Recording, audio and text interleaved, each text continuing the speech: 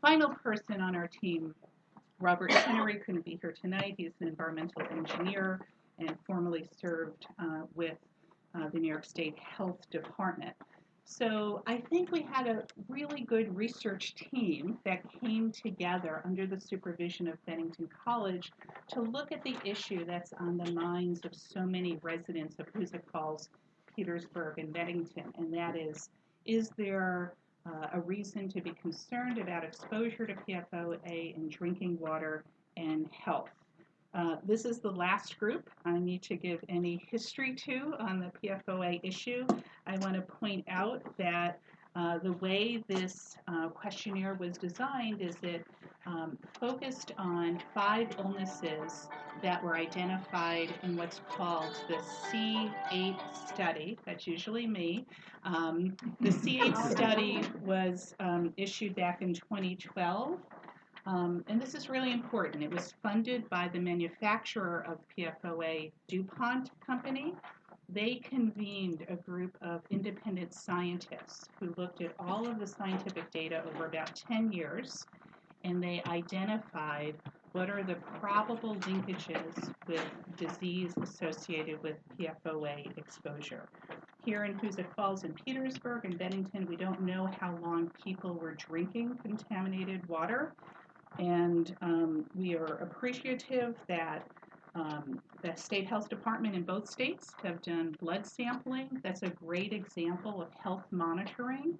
And one reason we worked so hard over the last year is to make the case for a long-term health monitoring program that is fully funded by the polluters, not by the residents who may have adverse health effects, no fault of their own, and not by taxpayers, but by St. Gobain and in Petersburg, by Taconic Plastics. These companies have the resources to help make these communities whole.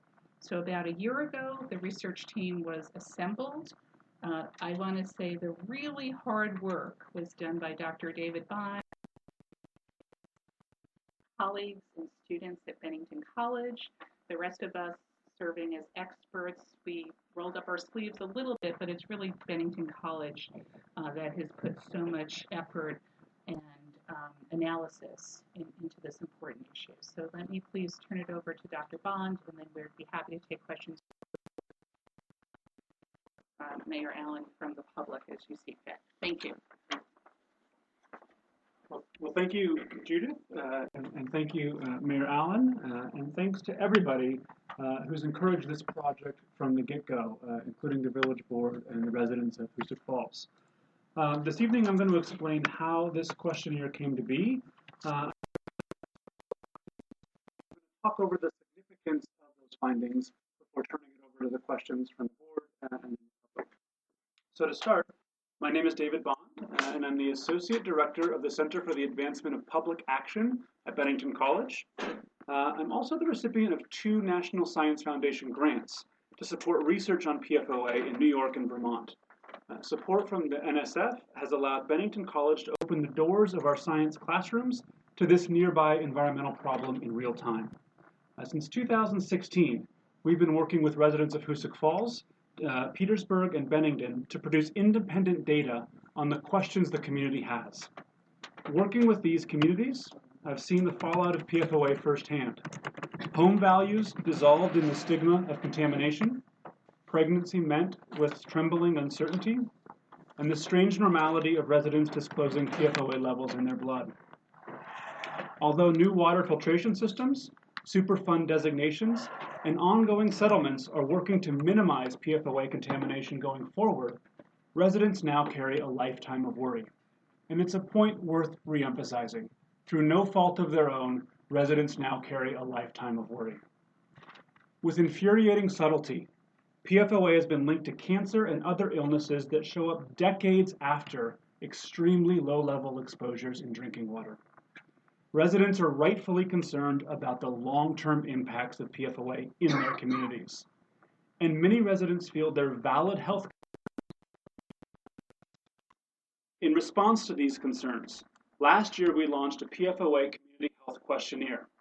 This questionnaire aimed to give residents knowledge of their own health prominence in ongoing conversations about PFOA. This questionnaire consisted of 10 questions, and as many of you know, it took about 3 minutes to fill out. The questionnaire asked local residents about their own health, the health of their family as it relates to 6 illnesses linked to PFOA. These illnesses are kidney cancer, testicular cancer, thyroid disease, diagnosed high cholesterol, colitis, and pregnancy-induced hypertension. This questionnaire asked residents to indicate if they, anyone in their household, or anyone in their family, including those who've moved away or are now deceased, were diagnosed with any of these illnesses. This questionnaire was not designed to prove these illnesses were caused by PFOA, but only to record residents' knowledge of local incidents of them. Faculty and students from Bennington College, together with many local volunteers, went door to door in Hoosick Falls on many a brisk weekend this past fall and winter. We also distributed the questionnaire by mail, in newspapers, and at community gatherings in all 3 communities. The questionnaire was also available online. As someone who spent many weekends going door to door with this questionnaire, I want to note how thankful we are for the support of the community. We were invited into hundreds of homes, where residents shared their still unaddressed health concerns, some 4 years after the discovery of PFOA in their community. And we heard heartbreaking stories of sickness with the 6 illnesses linked to PFOA exposure. While residents knew we could not prove PFOA caused the illness that struck their family, they insisted their loss be counted. And together, these losses stand at odds with previous reports. I'd now like to discuss some of the results of our questionnaire. And I want to note that results can also be found on the project website at www.bennington.edu/PFOA. And it's going to be the first heading on that website where you can download all of our findings of this report and other research that we've done. So this questionnaire generated 443 responses that provided health information about individuals and members of their family. After removing duplicates and verbally confirming many of the responses, this questionnaire reported 31 instances of kidney cancer, 11 instances of testicular cancer, and over 230 instances of thyroid disease in Hoosick Falls, Petersburg, and Bennington. Hoosick Falls fielded the most participants in this questionnaire, with 373 residents responding, including 47 former residents of Hoosick Falls. From respondents living in the village of Hoosick Falls, this questionnaire from respondents living in the village of Hoosick Falls, this questionnaire reported 17 cases of kidney cancer, 9 cases of testicular cancer, and 135 cases of thyroid disease. These numbers differ significantly from previous reports. In May 2017, the New York State Department of Health conducted a cancer incident investigation related to PFOA in the village of Hoosick Falls. Relying on archival data in the New York State Cancer Registry, the DOH survey reported 12 cases of kidney cancer and 0 cases of testicular cancer in the village of Hoosick Falls between 1995 and 2014. The DOH investigation did not review data on thyroid disease. Based on the rates of cancer occurrence in New York State, the DOH study expected to find 13 cases of kidney cancer and 2 cases of testicular cancer in the village of Hoosick Falls. With results below those thresholds, the DOH investigation concluded, quote, no statistically significant elevations of cancer were found for any of the cancer types associated with PFOA exposure, end quote. The DOH investigation noted they would check back in with community concerns about cancer in 3 to 5 years to see if anything had changed. The 17 cases of kidney cancer and 9 cases of testicular cancer reported in the village of Hoosick Falls by this community questionnaire rise above DOH's baseline for concern and warrant renewed attention now. For each of these 9 cases of testicular cancer in the village of Hoosick Falls, we verbally confirmed the diagnosis of testicular cancer, the year of diagnosis, and the home community when diagnosed. In this, we identified 4 cases of testicular cancer that were diagnosed in residents of the village of Hoosick Falls during the years of the DOH investigation, 1995 to 2014. These results give credence to the health concerns of residents and clarify the work that remains to be done, especially around healthcare. Over the past year, I've met several local residents diagnosed with PFOA-associated cancers, struggling to keep up with mounting medical bills. Juggling chemotherapy and visits to specialized clinics on top of family and work, these individuals are now working second jobs and relying on GoFundMe campaigns to get the healthcare they need. This is unacceptable. Victims of toxic pollution should never have to pay for their own medical treatment. Polluters, not taxpayers, must be required to fund the new healthcare needs that PFOA has introduced to these communities, including Hoosick, Petersburg, and Bennington. And this should include medical monitoring and a healthcare fund. Medical monitoring provides resources to local healthcare providers to be on the lookout for early indications of illnesses associated with PFOA. And a healthcare fund would provide comprehensive treatment options should any resident be diagnosed with one of those illnesses. It's time for our state government to recognize the truth that so many residents of Hoosick Falls have been living for the past 4 years. PFOA is a serious health hazard. Medical monitoring and healthcare fund for these communities is a long overdue first step. And again, I want to thank everybody for participating in this questionnaire and thank the research team and David Carpenter. Yeah, David Carpenter. And David Carpenter, Yeah. Thank you, Dr. Bond. Trustees, do you have any questions for? Do we have David Carpenter speak briefly? Yeah, sure. Just going over here so that you're Okay. in the live stream. Well, my job was to talk about the health effects, and you've heard about a lot of them. I've been involved in issues related to PFOA exposure for about 20 years. First, around employees of the 3M plants in Minnesota and Georgia. And the issue of cancer is a very important one because cancer is life-threatening. A lot of these other diseases are disruptive, they're not life-threatening. In the original studies of employees, the cancers that stood out were bladder and prostate cancer.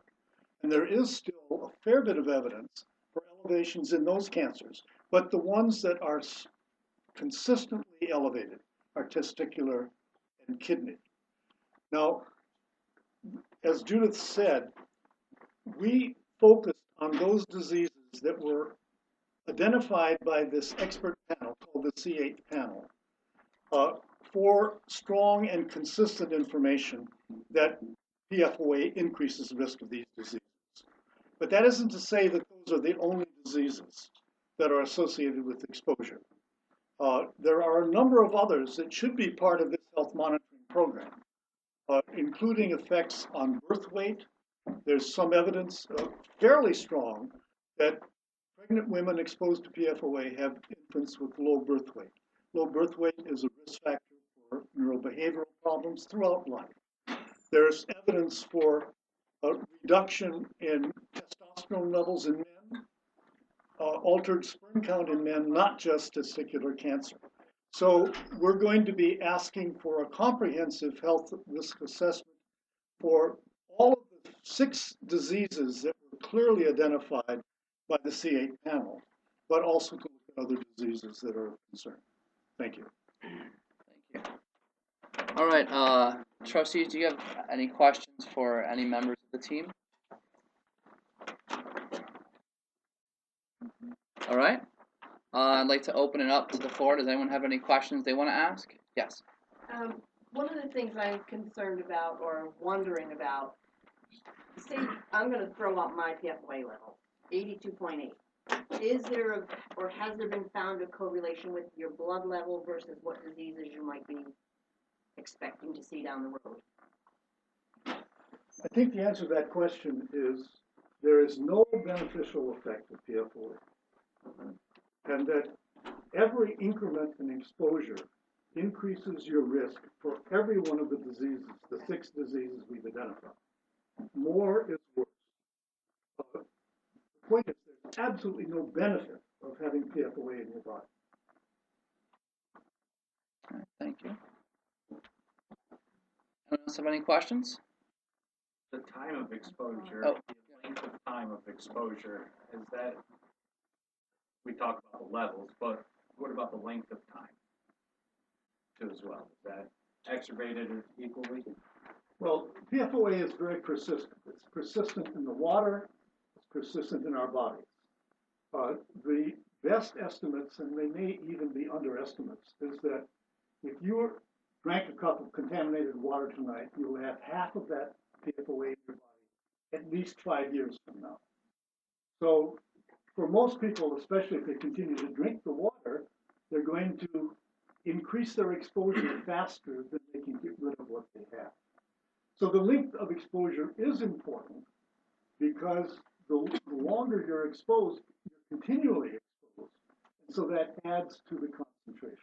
So I think what I said earlier is correct. There's no beneficial effect. The higher your exposure, the greater your risk. It's not for any one specific of these 6 diseases. It's for all of them.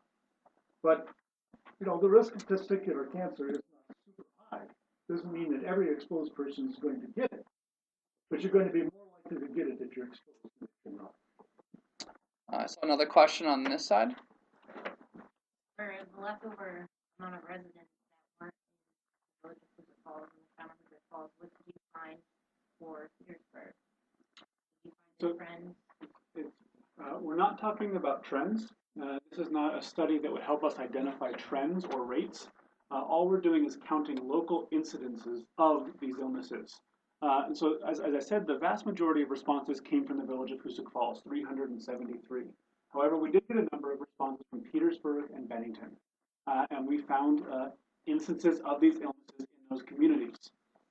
Every instance of these illnesses we think warrants attention and deserves a more robust research study done on this question.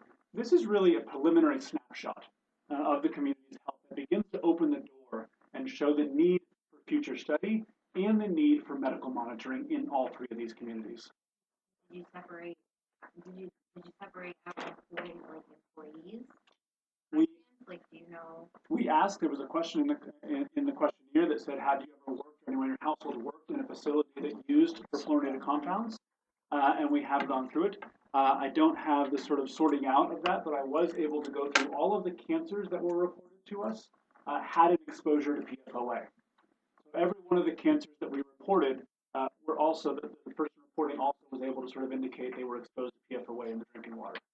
If you look at question 6, it's has anyone in your household ever worked at a facility that stored or used perfluorinated chemicals like PFOA? I was just curious on how many employees actually responded. Like, you have a significant number. I think of it people says. Well, it's specific. It's just specific to in your Yes. household. It's not specific to 110. We have responses from saying that somebody in their household worked at the facility. Did you break them down by like the plants? No, we didn't ask about the individual plants. But workplace exposure, we know, is a significant route of exposure, and it is a health concern, as Carpenter was telling. A number of the first studies came from workers in plants. And I think there's one other point that should be made. This questionnaire was filled out only by a fraction of the residents of Hoosick Falls and the other places. And yet we find results that are strikingly higher than previously shown by the health department. We think that our results are likely an underestimate of the true risk of these diseases in the community. Yes. I'm sorry. No, I'm sorry. I know we're talking about drinking water, but if you worked in a facility and you were exposed to the air, or even in the community, would that affect your blood levels? There's clear evidence from studies in animals that inhalation is an important route of exposure. We haven't studied that. I'm not sure that there even have been air measurements taken here. But some of my research on other chemicals is focused on inhalation as a route of exposure. And certainly for the occupational people, that would be very important.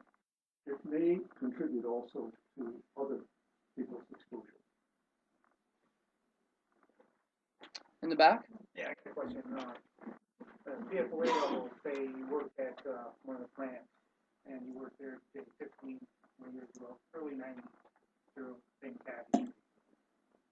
PFO level, like you're saying, would be so much higher, how can you determine what those person's levels were then when they were working with the PFOA, washing hands and their hands and everything was in the materials daily? How do you figure what the PFOA levels then? So you're saying Yes. after so many years you lose. So if you have, say, 200 in your blood now, then 15 years ago you probably had, what, 2,000? Well, it's very difficult to do that because you have to account for the continued exposure. What we've done for other persistent chemicals is if you assume that their exposure ended when they stopped working there, then you take the half-life of PFOA as 5 years. So then 10 years ago, they would have had much higher levels. 5 years ago, they would have twice what they have present. 5 years before that, they would have twice what they had 5 years ago. So that's going to be an underestimate because you know that there's continued exposure. Right. I can't remember the doctor's name. He came from Boston, and he said that some of these blood levels back then, 3 or 4 years ago when he was here and we had a meeting, that it could be in the thousands.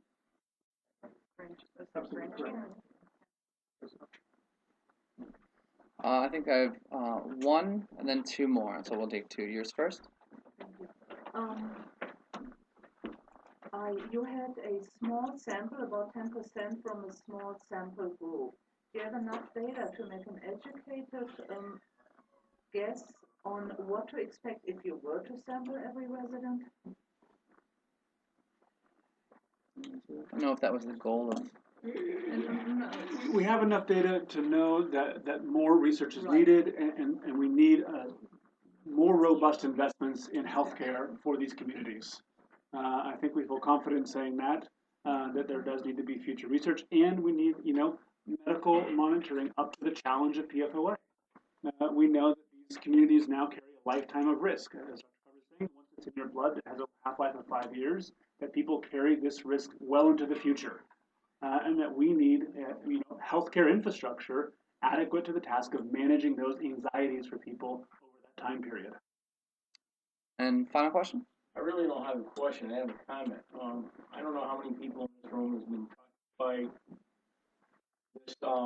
I had thyroid disease, and my son got testicular cancer. He was diagnosed a year ago. I'm sorry to hear that. And as of 3 weeks ago, he's cancer-free now. He went through hell. Absolutely hell. The chemo and stem cells and surgery, but right now he is cancer-free. Thank God. So on And that I want point, to say, I want to say a little bit about medical monitoring. We only have about another minute because we have a lot of other business we have to get to. So, I'm Dr. Freed. I was the head of the director of the Center for Environmental Health at DOH. And the medical monitoring that we are recommending is not a big deal. It's not hugely complex and it's not hugely expensive. Each of these 6 illnesses are better treated early, and each of them have early warning signs that can be watched for. Need to watch for. And just by way of example, kidney cancer causes blood in the urine as an early warning sign. And that can be tested by a person at home in 1 minute, and it's no more difficult than a home pregnancy test. Testicular cancer is easily diagnosed on physical exam, self-examination, once a man knows how to do it, and is no more difficult than breast self-examination. So the actions that would need to be taken to set up a medical monitoring program, the resources are not huge. It's just the willpower has to be there to actually do it. All right, with that, I'd like to thank Dr. Bond, Dr. Free, Dr. Carpenter, Judith Enck, and their team for the presentation. We are going to move on to the remaining portion of our meeting. Of course, you're welcome to stay, as with all meetings. So I'm going to end the live stream right now. Thank you.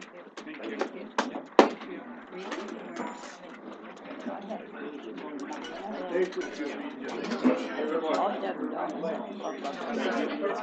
We'll give them a minute or two to shift around, and then we'll move on.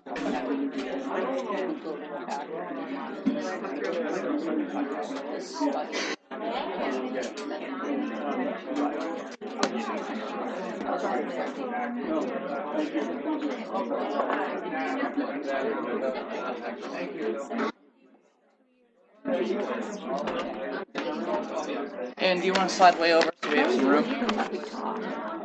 What's that?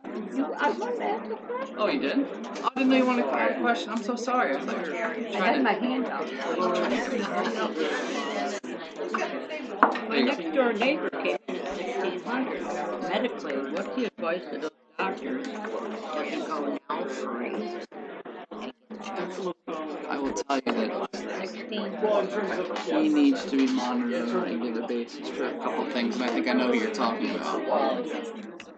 Yeah.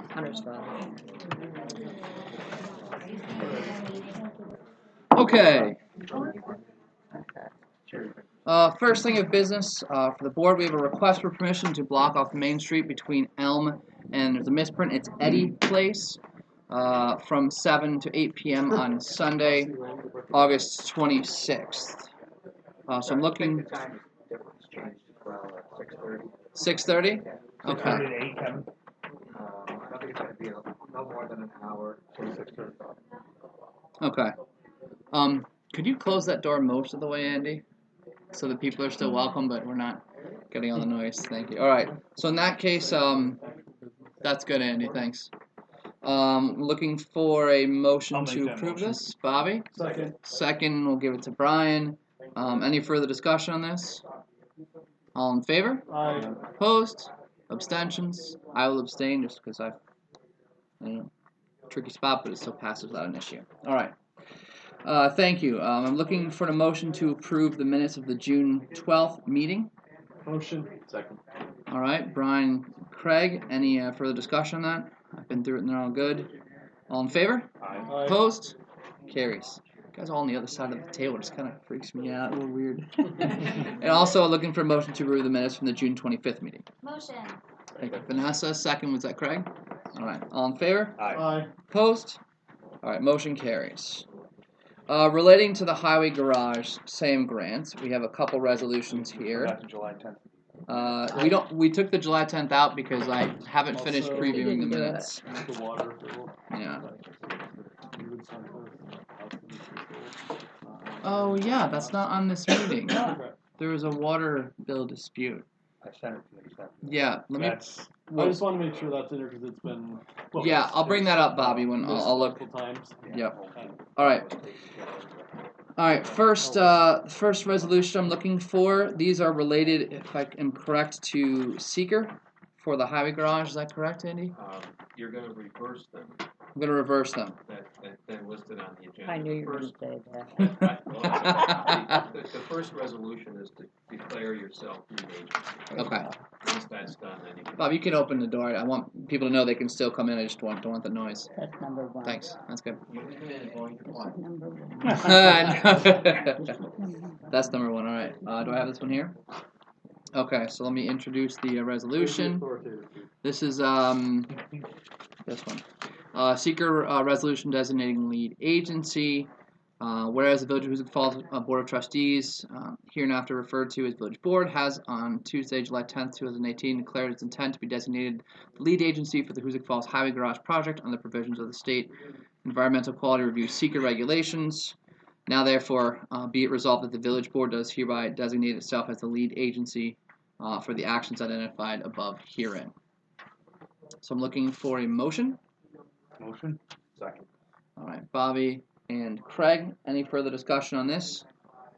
Sort of standard procedure. Any additional comments, Andy? Okay, need a roll call vote? Kevin. Yes. Yes. Yes. All right, thank you. And the second one I want to introduce, Seeker Resolution Determination of Environmental Significance. Now, therefore, be it resolved. Do you want me to read the beginning stuff or just this part here, Andy? No, in general, what it's saying is that it adopted the board determined that the highway project will not result in any significant adverse environmental impact. Okay. Do you want me to read this at all, or that'll Read suffice? Just The last two? Correct. Okay. Now therefore be it resolved that the action will not result in any significant adverse environmental impacts based on the review of the short environmental assessment form, and be it finally resolved that the village board does hereby make a determination of non-significance on said action, and the mayor is hereby directed to issue the negative declaration as evidence of the village board determination of environmental non-significance. Need a motion? Motion. Vanessa? Second. Second, Brian, thank you. Roll call vote again. Yes. Brian, Yes. Bobby? Yes. Thank you.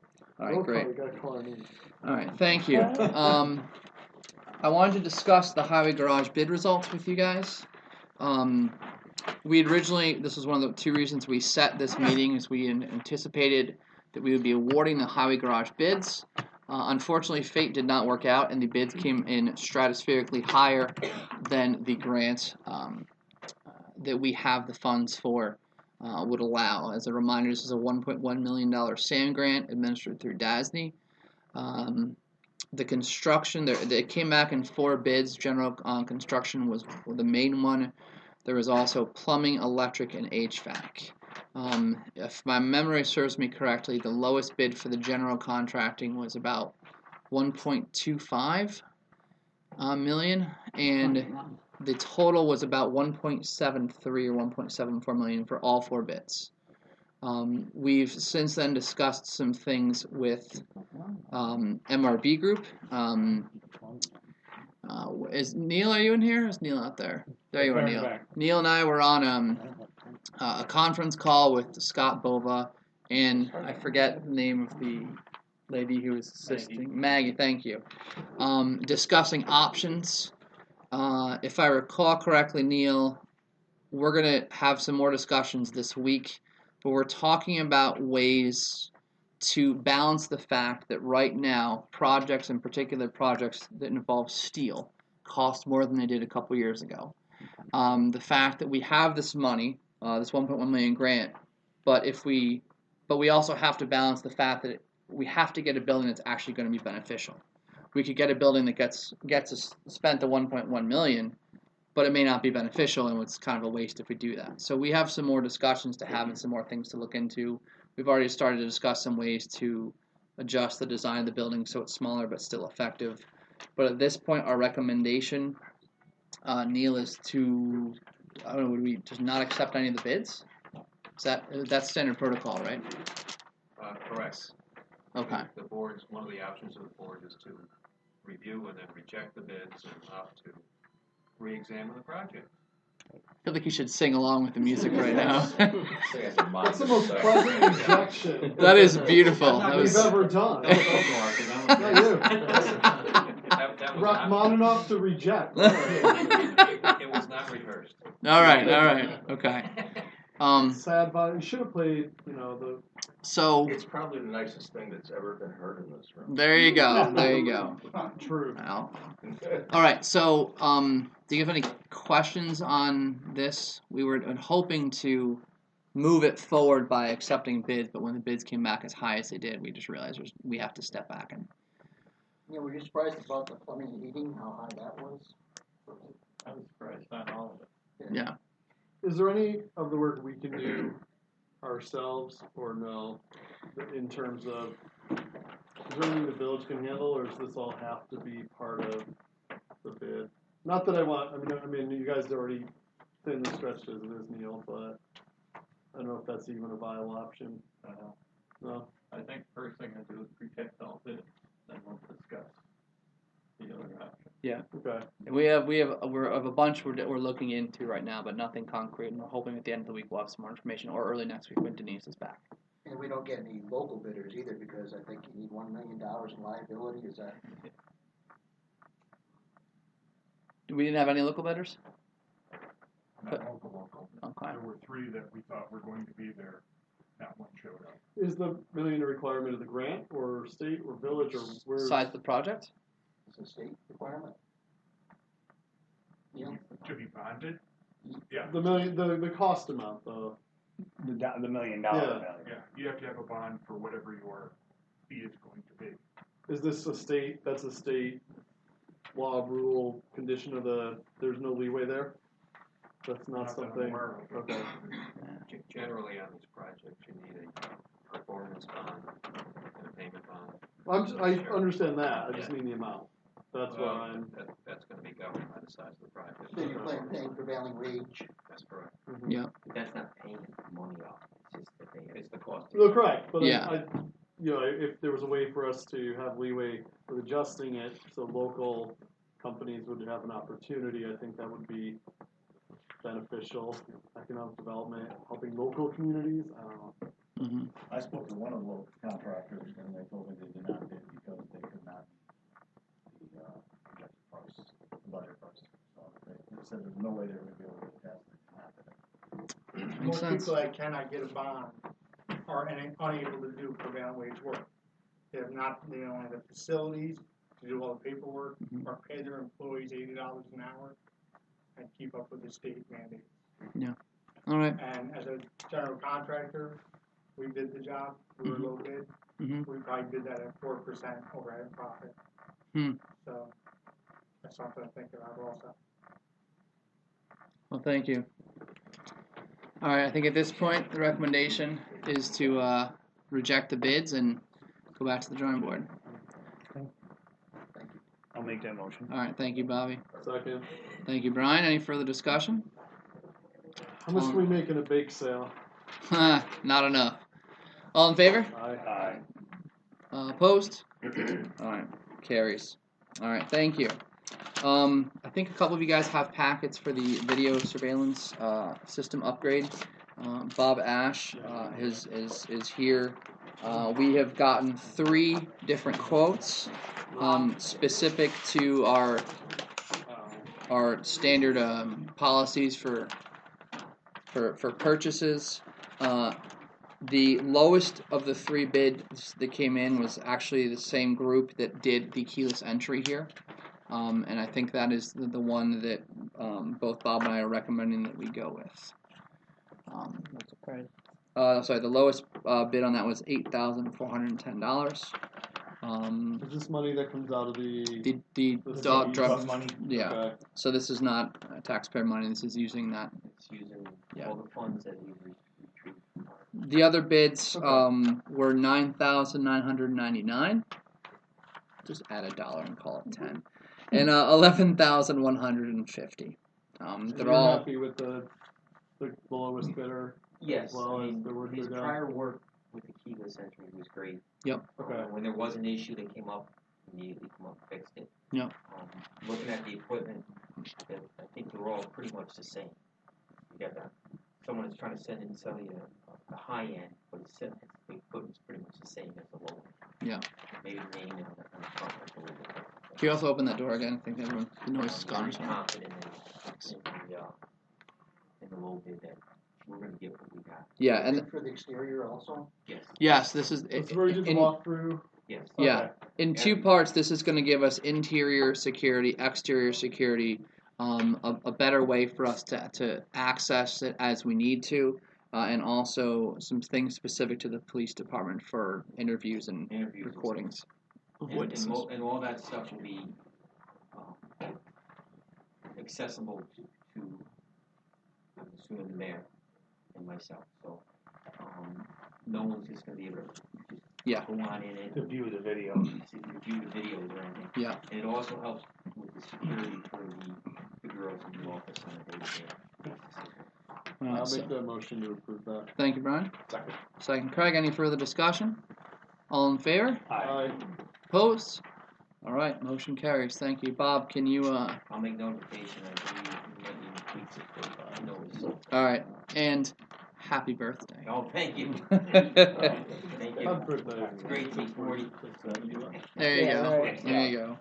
Well, Yeah. you probably need to open them. That's what I was going to ask Andy. Andy, should I jump to the public hearings since it's 6:45? We can do other business. And then we can come back at the end and finish the other ones off? Yeah, we should do at least the first one. The second and third one, I'll check the notices. I think they indicated they're 7 and 7:15. Okay. Okay. So let's Let's go to the 6:45. All right, in that case, I'm looking for a motion to open public hearing pertaining to property located at 5 Waldron Avenue. Motion. Vanessa and second Bobby. All right, so all in favor? Aye. We have to vote on that, right? To open a public hearing. Hearings. All right. Opposed? All right, motion carries. Thank you. I wasn't sure if we had to vote on that or not. All right, Andy and or Mark, do you want to introduce what we're doing procedurally wise, what we've been doing, and the purpose of this evening? This evening's public hearing. Absolutely. So what's in front of the board tonight? At your last meeting, there were 3 properties that the village had investigated, had retained a consulting engineer to look at structures on the properties to determine whether they could be deemed unsafe buildings under the village's local law. All 3 of the properties, the engineering report indicated that in his opinion, the buildings are unsafe. The board reviewed that. Mark prepared a report based on that. You reviewed Mark's report and adopted a resolution and also a notice under your local law directing that the building be demolished. Your local law requires that demolition to commence within 15 days. The local law also requires this board to hold a public hearing to receive any comments. This allows the property owner the opportunity to come in and present whatever evidence, whatever information they deem appropriate for the board to consider as to whether the structure should be demolished or not, for the board to consider whether to change or alter their prior resolution. That's the purpose of the public hearing. So at this point, I will turn it over to anyone who'd like to speak in regards to this. When you speak, as in all meetings, please state your name and your address. Yep, my name is Shelley Robertson. I'm speaking on behalf of my son, Aaron Mulready. I live at 2046 Buskirk, West Hoosick Road in Buskirk. I just want to ask first, is there a condemnation letter from you guys that the building has been condemned? Because we have not received anything. This is not condemnation. This is an action under a local law that has identified the structure of the property as being unsafe. And so the board did adopt a resolution and a notice, and the notice was approved. Okay, I was told to ask that by the indoor air quality guy, the mold guy, so he just wanted me to let you know. I mean, as everybody knows, 3 days after Christmas in 2017, Eric is my son and Steph is my future daughter-in-law, my 2 granddaughters, went to work, house caught on fire, they lost everything. A couple weeks after that, we got 3 local bids from contractors, one for $8,000, one for $10,000, and one for $12,000. Pat Bacchitis, Mike DeTrag, and we also got one from Tiger Bell from Cambridge. Pat Bacchitis, I guess, spoke to Mark Serdam. There was something mentioned about asbestos. We thought since the house was built in 1974, the only thing that could possibly be asbestos in the house would have been the heating system. And Mark and I took that all out when we first purchased the house at auction, before we even rented it out to the previous renters. So we've been back and forth about that. Eric and Steph called 3 different people to come test the house for asbestos. Nobody would test it for asbestos because they said the upstairs had commingled with the downstairs. So therefore, it went from an $8,000 to $12,000 job to a $30,000 to $40,000 job. On, I think it was April 5th, Steph and Eric gave Orion Demolition a check for $14,000 to start the demolition on the house. Then a few weeks passed, the demolition company said that they may need somebody there to monitor the area. My son Eric then got a hold of Ron from Spectrum. They got a quote from him, and this was at the end of April. Ron from Spectrum had said to them, we need to know from the demolition company if there's a variance needed. We have no idea. This stuff's all new to us, so we're just kind of going by what everybody said. So I guess Orion Construction, the demolition company, is supposed to let the mold remediation guy, or the guy that's going to monitor the job, whether or not it needs a variance. If they do need a variance, they have to apply for it. Ron from Spectrum would apply for it through the state which it would take over a month to get. So now we're already into May. So then, you know, June rolls around, we haven't heard anything. You know, apparently, finally a week ago, I get a hold of the gentleman from Orion Construction. Apparently there were two brothers that worked together, Joe and Scott. Apparently, Scott is the one that Eric and Steph gave the money to. They cashed the check the day after. No work's been done, nothing's been done. Ron from Spectrum hasn't heard from them. Apparently these two brothers have split up. So Eric and Steph were kind of nothing was being done with their contract. So I got a hold of Scott. He said, you need to talk to my brother. He will honor the contract. He's an upstanding guy. So finally, a week and a half ago, I get a hold of Joey, and he tells me the whole thing. I haven't spoken to my brother in months. It's a whole family thing, whatever. That's not what I'm interested in. I'm interested in getting the job done. So he turns around and tells me that his brother underbid the job, that they cannot do that job for the $30,000, that it's going to have to go up $15,000 because his brother grossly underbid it. He said, I don't want your money. I met him in the parking lot. He gave me their money back. So as of right now, we have no contractor. And it's going to go up to $50,000. And these kids don't have that money. They didn't have contents on the house. And as you know, the values of the houses in Hoosick Falls aren't that great. They didn't get a lot of money. They don't have that kind of money. So right now, she's got the check back for the down payment, which is $14,000. I told him, I said, I want the money back in 24 hours. And he met me in the parking lot at work and gave me the money back. So at this point, I don't think we know what to do.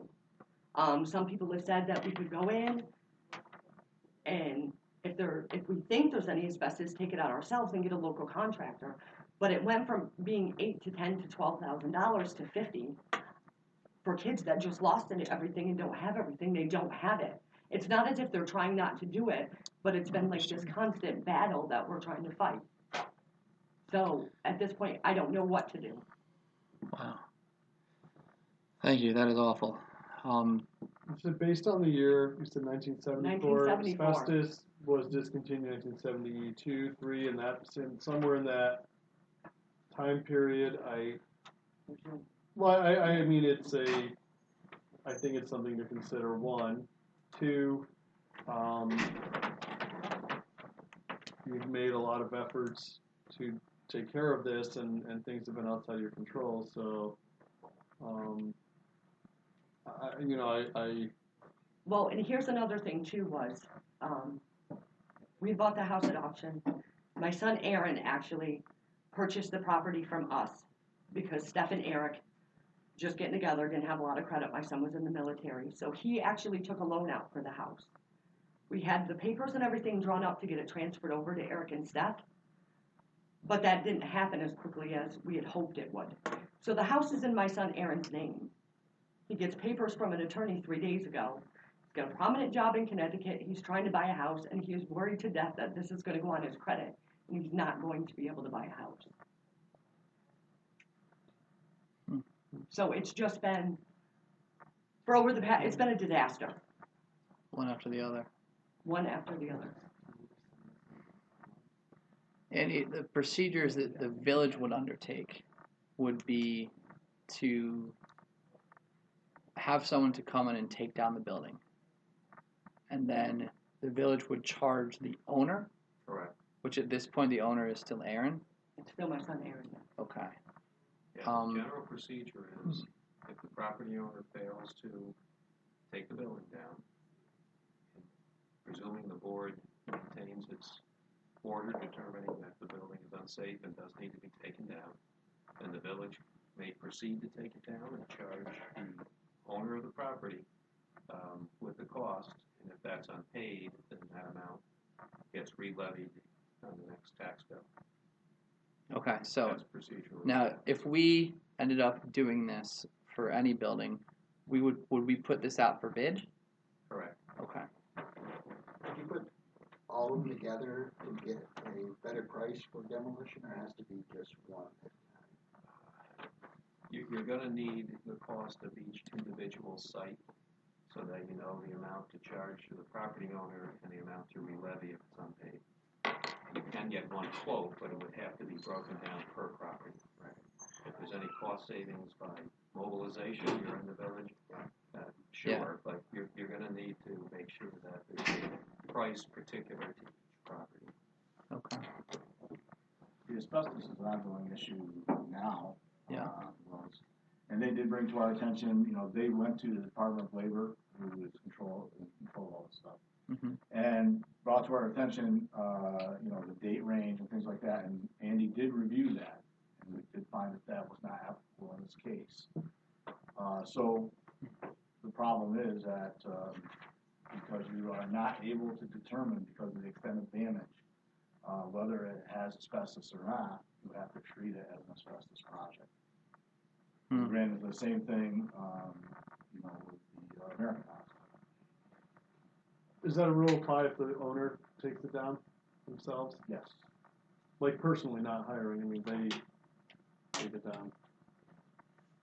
You need to comply with the state law and regulations regarding building demolition. Yeah. One of the issues is asbestos.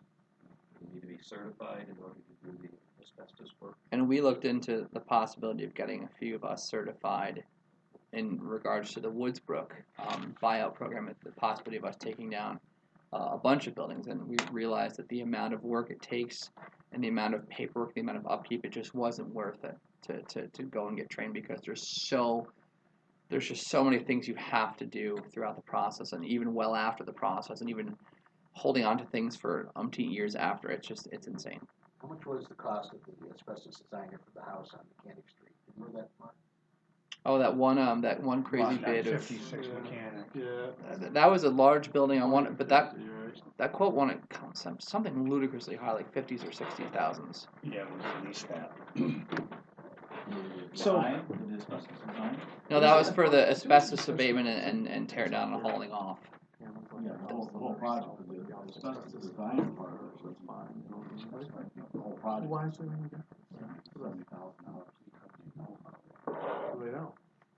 But you know what, I guess, I just got a sidebar. I know at some point there was a discussion about, okay, let's say a homeowner has asbestos tiles in the exterior of their house, and they want to pull them off, they can, and throw them in the garbage, they can, and if they're doing it on their own. Why is that different, where they actually know it is there, versus where they're confident that there may not be, where they could be taking care of the project on their own? I'm just trying to understand that better. We're talking about demolition versus that. If removing siding is not demolition. This falls under New York State Department of Labor for demolition. You're talking about like siding that has asbestos in it? Shingles, Yeah, like say, asbestos shingles. Say they decided to do that, they knew their asbestos, they throw it in the garbage, whatever, that's fine. But if they wanted to go in there with their own sledgehammers and take the thing down on their own, I think that breaks a bunch of laws. Yeah. I would suggest you need to look at the Department of Labor regulations. I don't think what you just said is. I guess where I'm saying is I'm hearing There's Department a significant amount of regulations. Department of Labor, but you're doing it on your own. That's just my question. I think the Department of Labor dictates the way that it has to come down. Even if you're not hiring somebody, okay. There are certain requirements on the owner, and there are certain requirements on the abatement contractor. All right. So because the two floors have mingled, that's why it has to be. There's no way of determining if there is or isn't, and what floor is on if it is. Correct. Okay. Right, and that's what the guy from Spectrum told me. If say the roof falls into the wood that falls into the sheetrock and it burns together, they can't test debris. Right. They have to test different things. So they're almost going to have to treat it like there's asbestos there, which changes the way that they tear it down. Job. Changes the way they haul it and store it. Or dispose I of it. understand there's the 14, but is there any feasibility you would, given more time and with the caveat of if it's in imminent danger of falling, has to be an emergency demo, between then and X amount of time to be able to take care of it? Is that something you think? Steph is working on a loan right now to be able to try to. It's not as if they're not trying. Yeah, no, clearly it's, you're something's out of your hand. I'm just trying to see if they're And the guy won't honor his original, because it was $27,800. He said he was going to go up at least $10,000. So there goes more. Mm-hmm. He said because his brother grossly underbid the job. But they had a contract. I mean, signed contract? Yes, but nobody followed up on it within 30 days because the brother was broke, Oh, so. the contract is only valid for 30 days. Right, Yeah. but they got the money and they cashed the check. Right. And I have it, she went to the bank, they cashed it the day after they gave him the check. Kept saying, when is the house gonna be done, what's going on, and then, a variance from the state and a dole fee for the state, there's a lot of stuff that goes into it that you have no clue. Rather to have just someone like Pat Bacaitis come in and tear it down. Right. On the flip side of one question. Yeah. We have the papers, we have them signed to get the house transferred into Eric and Steph's name. We haven't done anything because we don't know the legality of it with the house being partially burned, half burned. Can we transfer that over? So that's one less worry that we have to worry about. Can we finish what we were doing in the process? If there's a foundation, that counts as cover for a mortgage. They still have a right? garage that's up. I think a foundation for Sounds some like things this counts, isn't. but You yeah. need an attorney who specializes in what part of the law is this? Real estate. One Right. part of it's Code, real municipal. estate. No, one part of it's real estate, and the demolition falls, quite frankly, under a lot of environmental. Right, but as far as transferring the property over and just having Steph and Eric solely responsible for it, like we were going to in the beginning, that way it takes Aaron out of the picture. I just don't know the legalities of that or what. I don't either, and The thing is, instead of going on Eric's taxes, they'll go on their taxes if it gets torn down by the builder. No, instead of on Aaron. Well, instead of going on Aaron's, Aaron if is- something were to happen that needs to go on Eric and Well, you know what I mean? Not that they're yeah. not trying, but it takes one more person who is in the middle that's getting hurt out of this whole thing out of it. Right. And the timing of the procedure is the village does the work, then bills the owner, in this case Aaron, and if that doesn't get paid, then it gets put on the taxes for county taxes. Eventually, yeah. Eventually. So there's a timeline that it goes through. I'd like to see if we can give them 3 more months to sort through whatever they have to. I don't know if 3 is enough, but in the terms of it's not a safe structure, the engineering report said, but at the same time, I think we have other more unsafe structures as well, or equally. We have a continuing complaint coming from the property manager next door. It should start falling off and that has to be taken into consideration. I do drive by a few times a week, and I check on the building, and I never see anything like out of place. Like I check my driveway, the backyard, the front of the house, the side. There's not much of a change there. Yeah, I've taken some pictures periodically, and I can't say that I've noticed anything. I'm the one that feels the complaints. Yeah. There was a piece of metal, and the piece of metal still may be hanging. That is hanging off the front western corner. All right.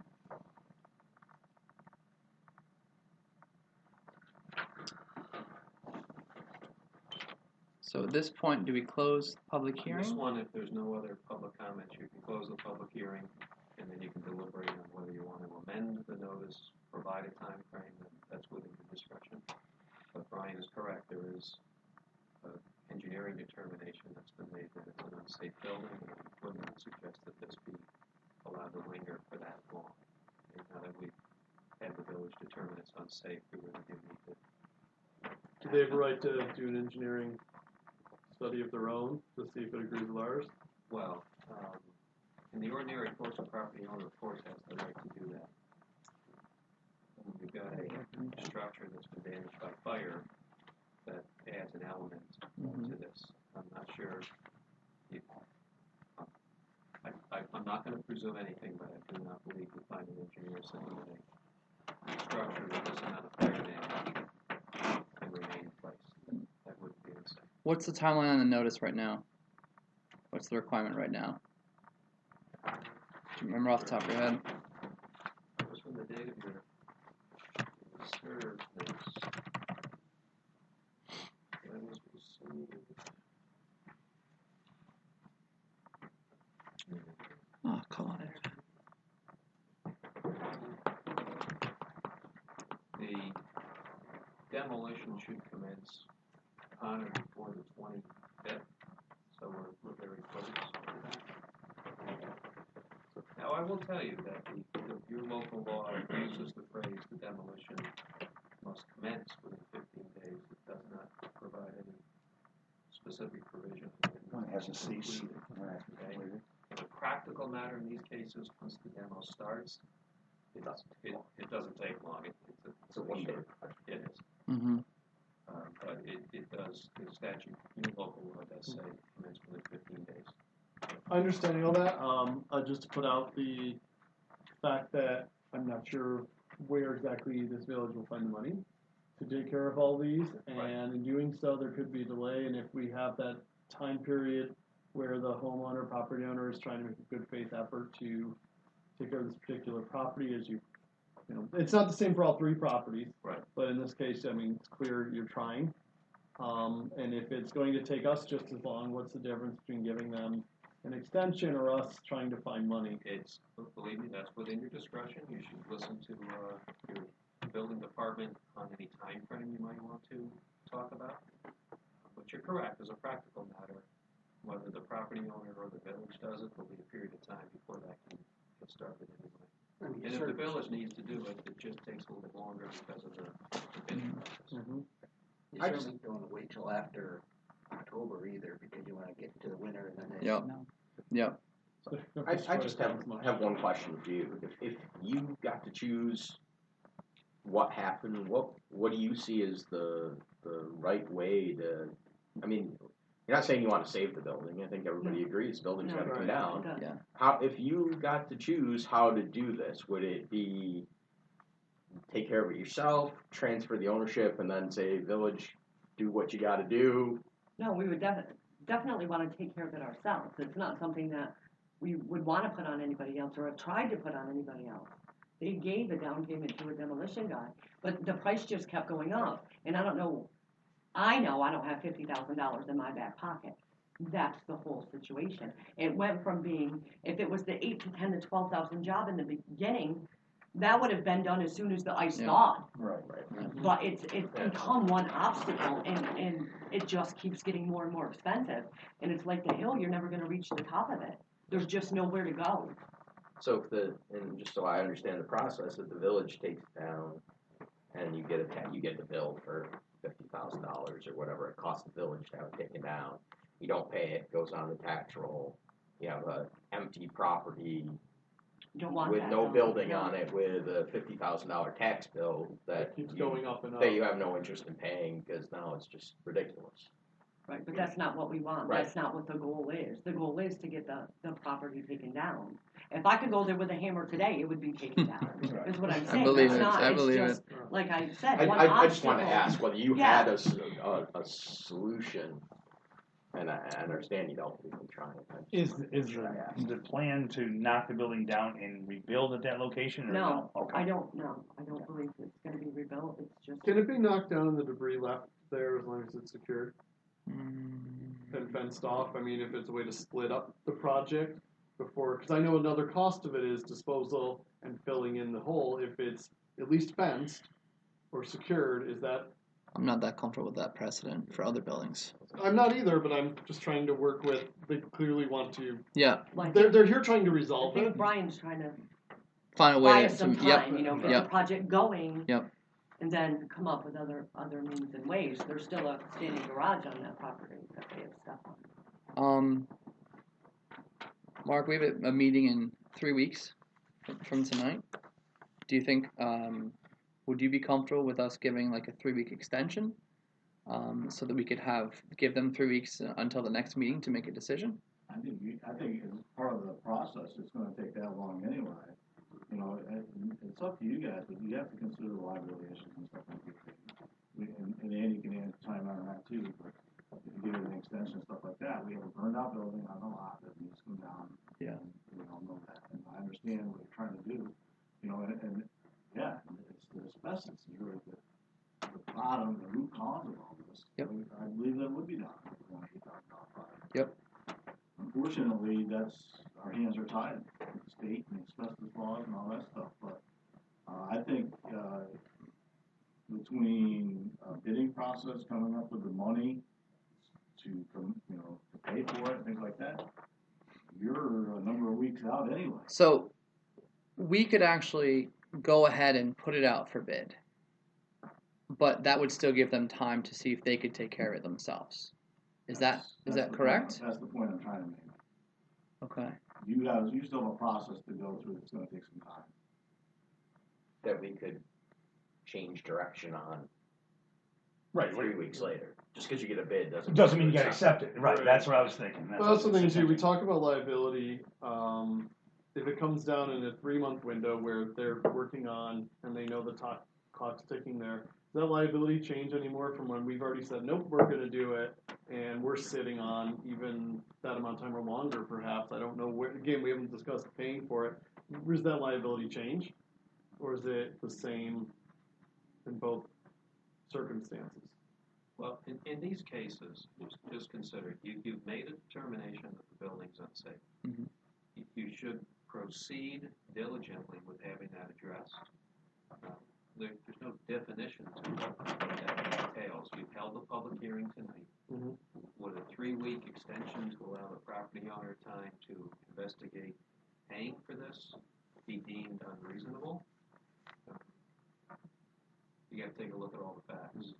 As a practical matter, if you put together bid specs, put it in the paper, give an adequate time for a response to bids, open your bid, review them and consider them, is anything going to happen in 3 weeks? No. That's a lot of time.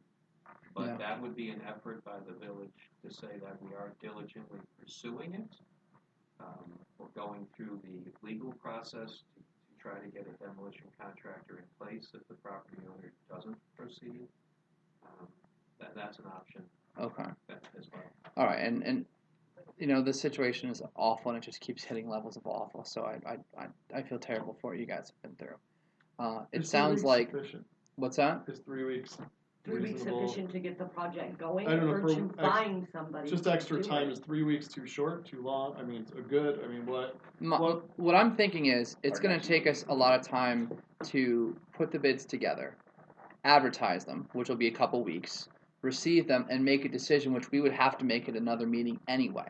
Right. So it sounds like we're still a month or a month and a half away from being ready to do that, which means that we can pursue this, but at the same time, you guys should also pursue this and talk directly with Mark on whatever updates you have and so on and so forth, so that if you guys get everything lined up and in place, you go, we stop, nothing has happened on our time except we've just lost the prep time, and that's not an issue.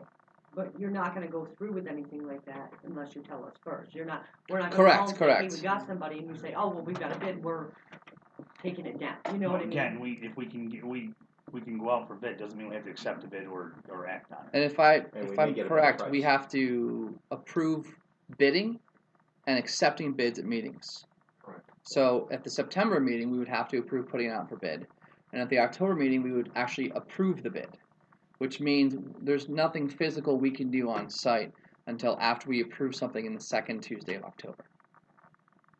Because that's the procedures we have to go through anyway. Over the course of the 3 weeks, the building department and whoever on the board gave together bid specs Right. to describe the project, get that reviewed, and then authorize advertising for bids. At your September meeting, you're correct. And then Okay.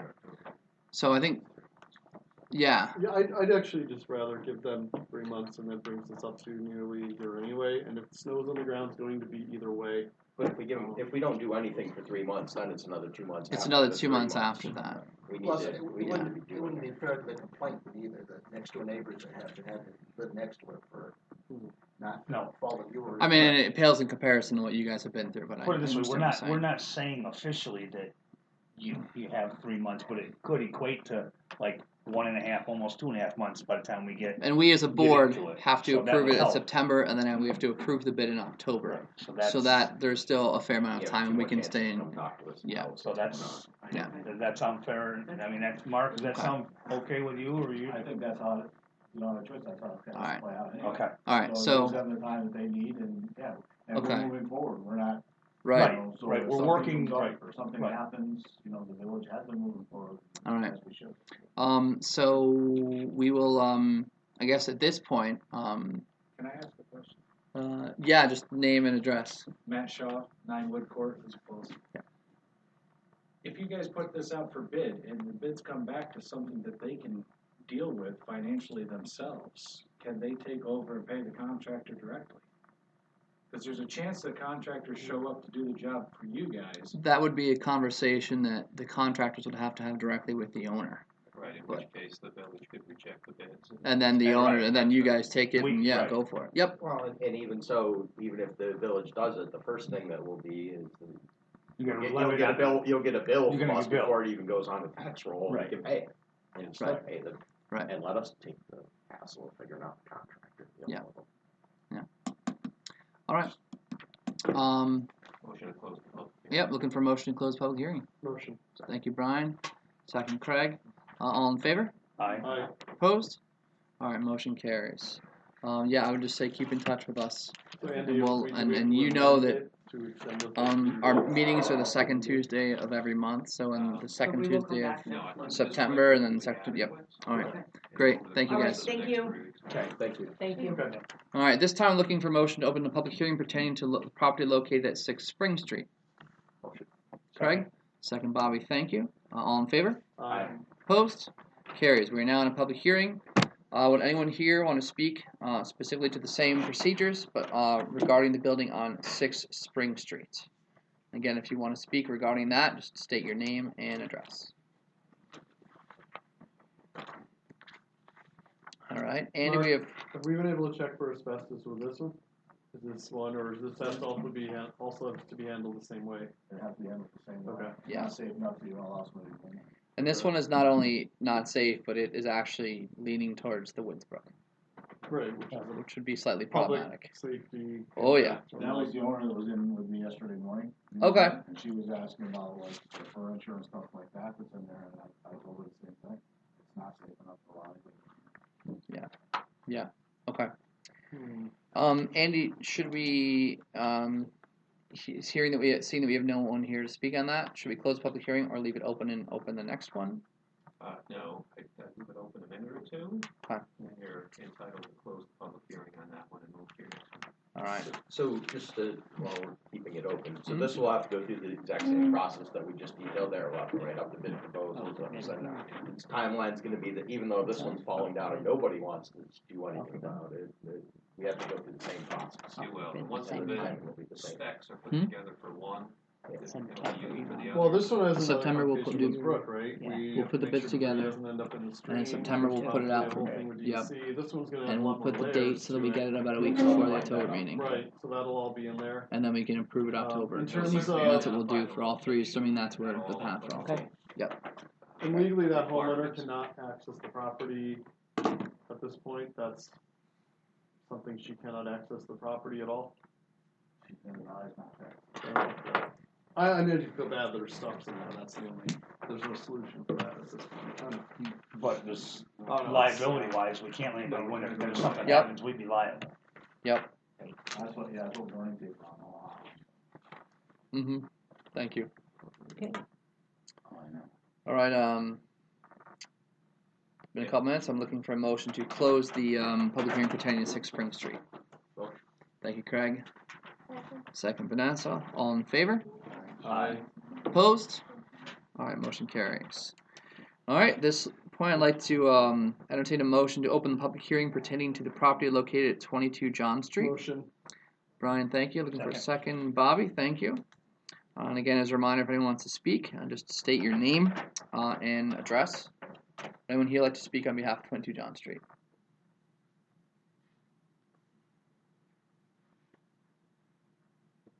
Okay. Leave it open for another minute or two. Right. Do you want to give an update? I will. As the board may be aware, Mr. Daniel has retained counsel now, and I did correspond with him today. Mr. Daniel has said that, or at least stated through his counsel, that he does want to cooperate with the village and would consent to take the building down, just needs adequate time to get that completed. Their request is to have until mid-October to have the building demolished, based on the time frame we've just gone over. For all practical purposes, that would be the time frame anyway. I would recommend to do the same thing that's going on with the other two, and in the event Mr. Daniel completes that demolition, then the matter's resolved. I've had people mention he's planning to take all three. I know that's probably just chatter. Has the attorney indicated any? Not through his counsel. Okay, the counsel. I will tell you that in the past, prior to retaining counsel, Mr. Daniel has said the same thing to me. Okay. I mean, Mark, that would be, I know there's two of the three that are not the prettiest shape, one of which we've looked at. You would have to sign a demo permit for individually, right, for each property? He has so much stuff, I just can't see it. With the brick building itself, there's so much stuff. He has to focus on the 22 John Street, and there's a ton of stuff in there. You know, Could he clarify that there's 22 John Street is the depot. What are the three? Sam's Place. Okay. Sam's. Is it Sam's Place? 22. That's the one that we're focused on right now. And the next one up is not part of the. That's the next one up is the print shop, and that was the one that was determined that it could be repaired. Okay. So that we're gonna have to deal with a little bit differently, because the amount of money it's gonna take to repair that will far exceed the value of the knocking it down. The property itself. Okay. So he's gonna have to make a decision there, and at some point we as the village will have to deal with that one as well. And he's also going to have to do repairs to the corner building, correct? As far as the bricks. The corner building's gonna have to have some repairs done pretty soon because of the bricks. Because the bricks are falling on the sidewalk right now. Yeah, because if not, we're gonna have to. I'm gonna have to put some caution tape or something on the sidewalk. I'm just kind of monitoring right now, and it's becoming more of an issue in the wintertime. Right. When we have the freeze frost, thaw cycle going on, with water getting in behind those bricks, that's really when that happens. I noticed. I mean, he has been emptying out the brick building, trailer by trailer. Does he own another one? A lot of emptying to do there. Oh no, I'm just saying. I've seen it building in on Church action. I Street? just didn't know. That's stated. No, actually, does he own another building up Church Street further? Yes. Okay. Because that's where I've seen stuff getting moved, stuff. Oh, okay. Next to Irwin and Leah's. Oh, okay. So, and again, this one is specific just to this property, and I think in terms of the council, I think they've only been, the discussions have only been focused on this property. Is that correct? Okay. Just want to give another opportunity for anyone to speak. That would be the old railroad station that's being torn down. Yeah. But not to be confused with the pretty depot that was in the pictures. That was the original one for the first railroad. It was down where the sandbar is, and it was just a little thing. Gotcha. All right. In that case, I'd like to entertain a motion to close the public hearing pertaining to 22 John Street. Motion. Second. Bobby, second Craig. Thank you. All in favor? Aye. Opposed? Motion carries.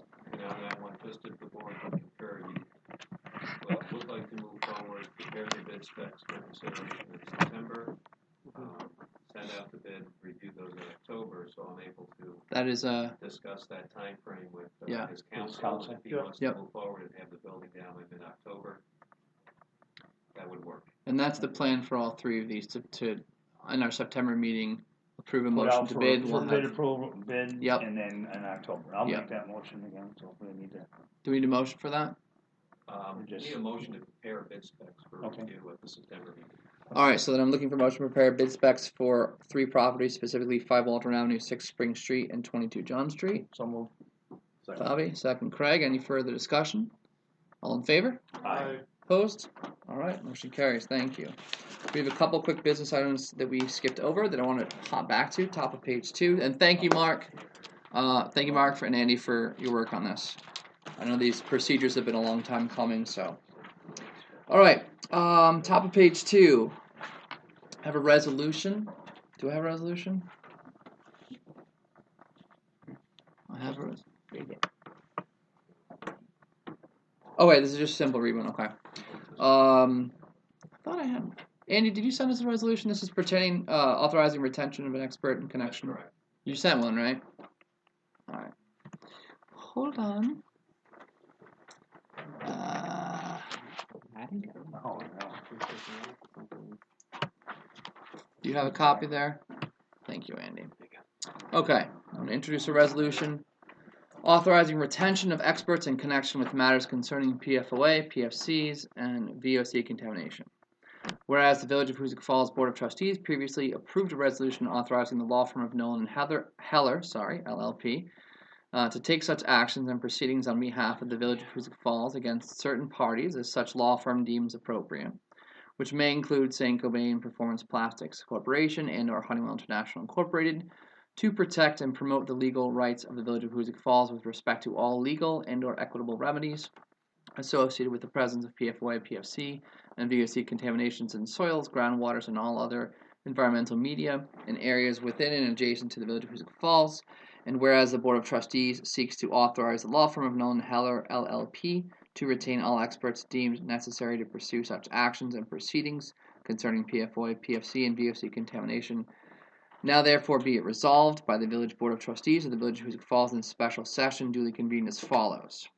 The Village Board of Trustees of the Village of Hoosick Falls hereby authorizes the law firm of Nolan Heller, LLP, to retain experts deemed necessary to pursue such actions and proceedings associated with the presence of PFOA, PFC, and VOC contamination in soils, groundwater, and all other environmental media in areas within and adjacent to the Village of Hoosick Falls, and the fees and costs of such experts shall not exceed $20,000 without further authorization by the Village Board of Trustees.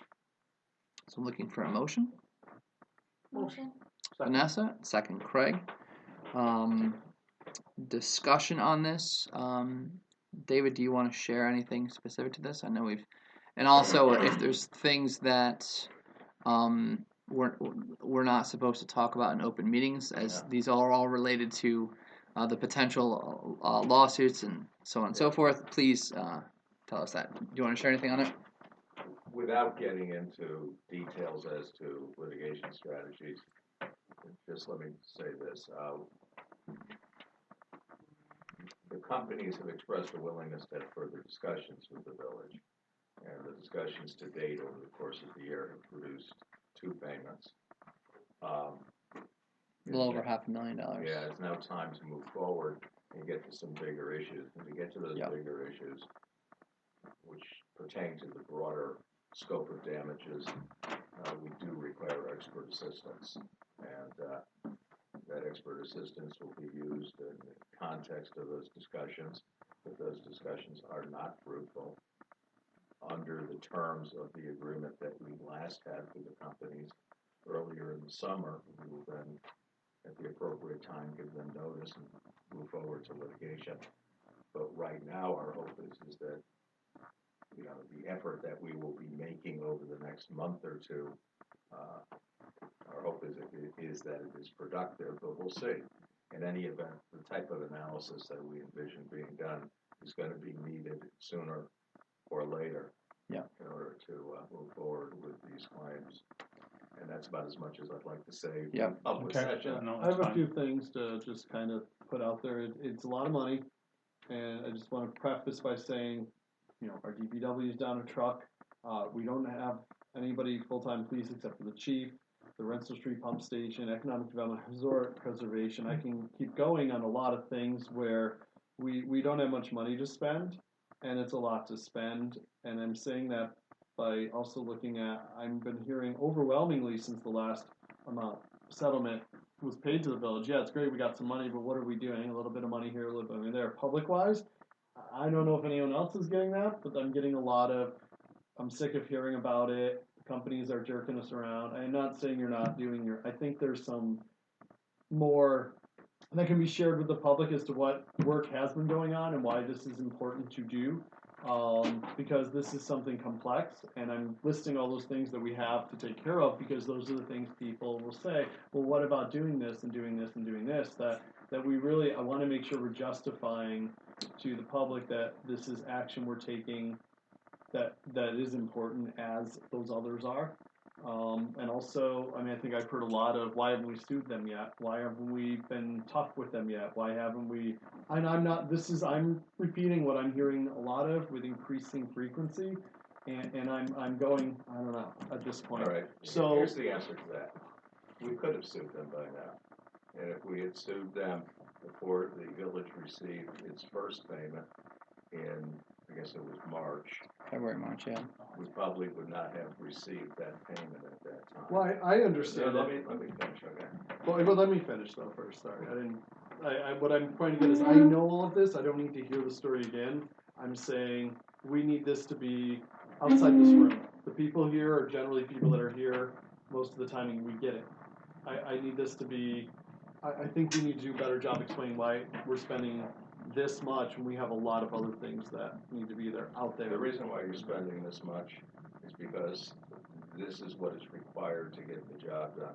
If we sued them tomorrow, or 30 days from now, under the terms of the last agreement with them, we would immediately have to retain experts, and we would be spending a lot more than $20,000 on experts. I can assure you, I've litigated cases of this scope, and the costs of litigation are high. And they're not just high for experts, they're high for all of the transactional matters that go along with it.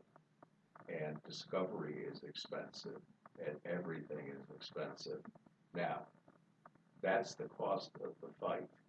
And, you know, on some levels, the village has been fortunate, at least in terms of some of the legal matters we've dealt with as of late, in terms of, for example, getting Hartford to cover costs on those other matters, which I don't want to go into tonight, you know, but are a matter of public record.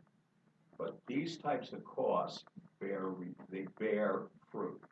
This is an investment. You get experts in who are qualified, who can sustain the argument, and that leads eventually, in most cases, to settlement. But if you have to litigate, they are the credible voices that explain to the court the extent of the damages and the rationale for what you're asking for. These cases don't prove themselves, and there are a lot of sort of simple theories that we could posit to a court as to how the village and the community have been damaged here. But you need someone who has expert status and who can express an expert opinion and back it up. And that's how this world works. And that's about as much as I can tell you without getting into all the gory details. And a lot of it is gory details. And it's important that the companies know that we will have qualified experts and that we're prepared to fight the fight. In the end, that's how these things get done. And I don't see any other way around it. So if we sued them today, how long do you think a trial would take from that case?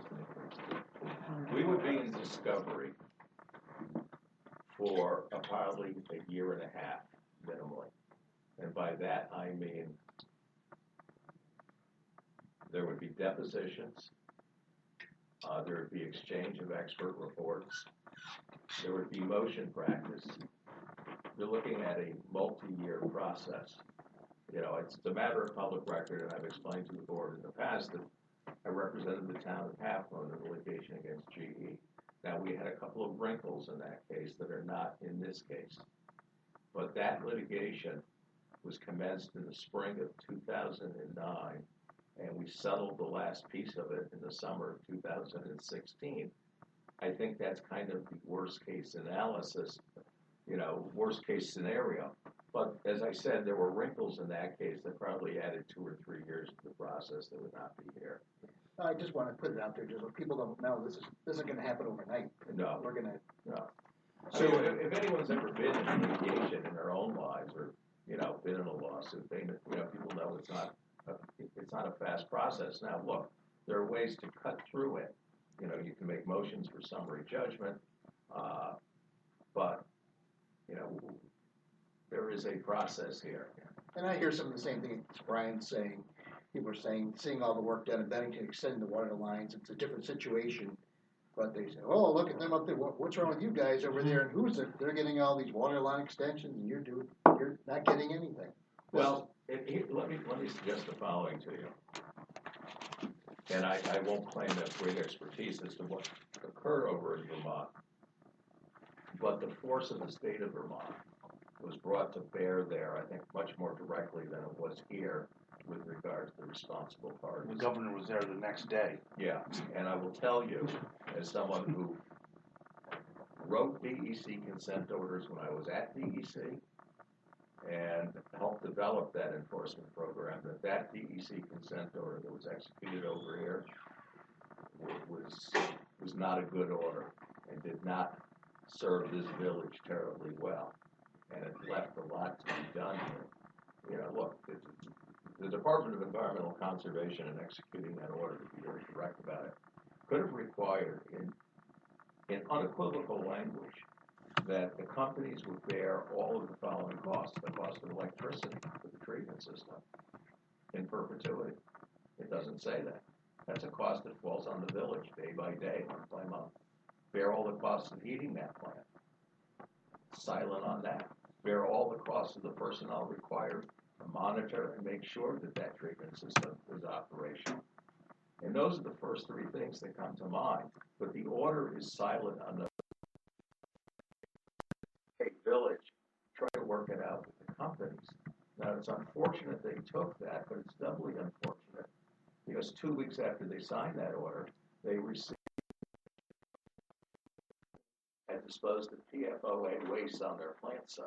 And there was no time in which Saint-Gobain was in this community in which that behavior was lawful, but to this date, the department has not followed up on that as a separate enforcement matter. So we are in a position of now having to do certain things that the department should have done. But I can tell you, you know, having talked about discovery, we do have a considerable file on this matter. We have accumulated a lot of data. We have a lot of information. And to some extent, as the data has been produced in the remedial investigation activities, our file grows because it also, that data illustrates the full extent of the contamination and the harm that's been done here.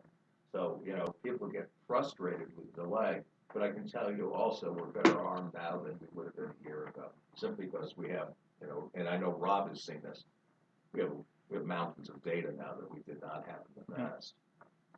And you know, as I was preparing for this meeting and having to explain the fact that we had to be in this small room, there were people who were upset or outraged and wanted to know. They reached out. I answered their questions. They were cool with it. They got it. So if you have comments like that, encourage them to reach out to me, and I will explain to them as long as it takes the process and why we're in the situation we are.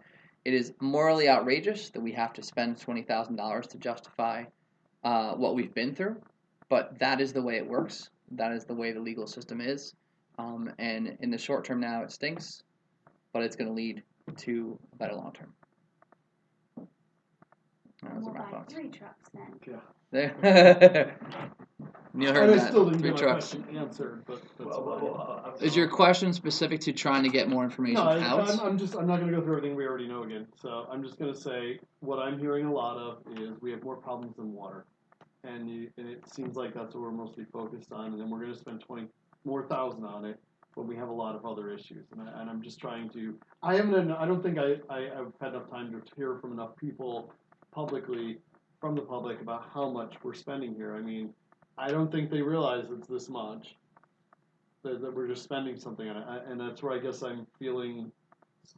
I think it's a drop in the bucket for what we're going to be spending. It's Isn't it kind of an investment into? So we're having more. Investment, at least. Yeah. Sorry for myself. It's okay. So we're having more full-time police officers, and Neil having trucks and vehicles that are reliable, and those are all things that we're working on. They're not exclusive of each other. Yeah. I say we have a truck on order for Neil. We're looking into a second truck to supplement sewer. We've been working with Bob Ash to figure out financially how viable it would be to do that, in order not just to start it this fiscal year, but also to budget it for next fiscal year. And we've been working with Denise, and again, Denise is out right now, so we can't have further discussions, but that's something we want to continue bringing up. It's the point is not lost on myself that there's a lot of other things that have needs, and we are doing everything we can to keep moving on those needs. Well, hopefully we get a settlement, a generous settlement. Yes. But there are a couple things we have going for us. The most important thing we have going for us is that there is no question who's responsible for this contamination. Mm-hmm. There's no question but that they owe the village money, and that they owe the village more money as each day goes by. And what we're really looking at is not justifying the costs, although I will note that the company has to date, look, the last thing that we agreed to was they paid the village back for lost revenue for a 3-year period on the water and sewer that we alleged arose due to the PFOA contamination. But there are other costs that the village has had, which, at least in my mind, should be sort of no-brainers. They should just agree to pay. Got water and sewer bonds.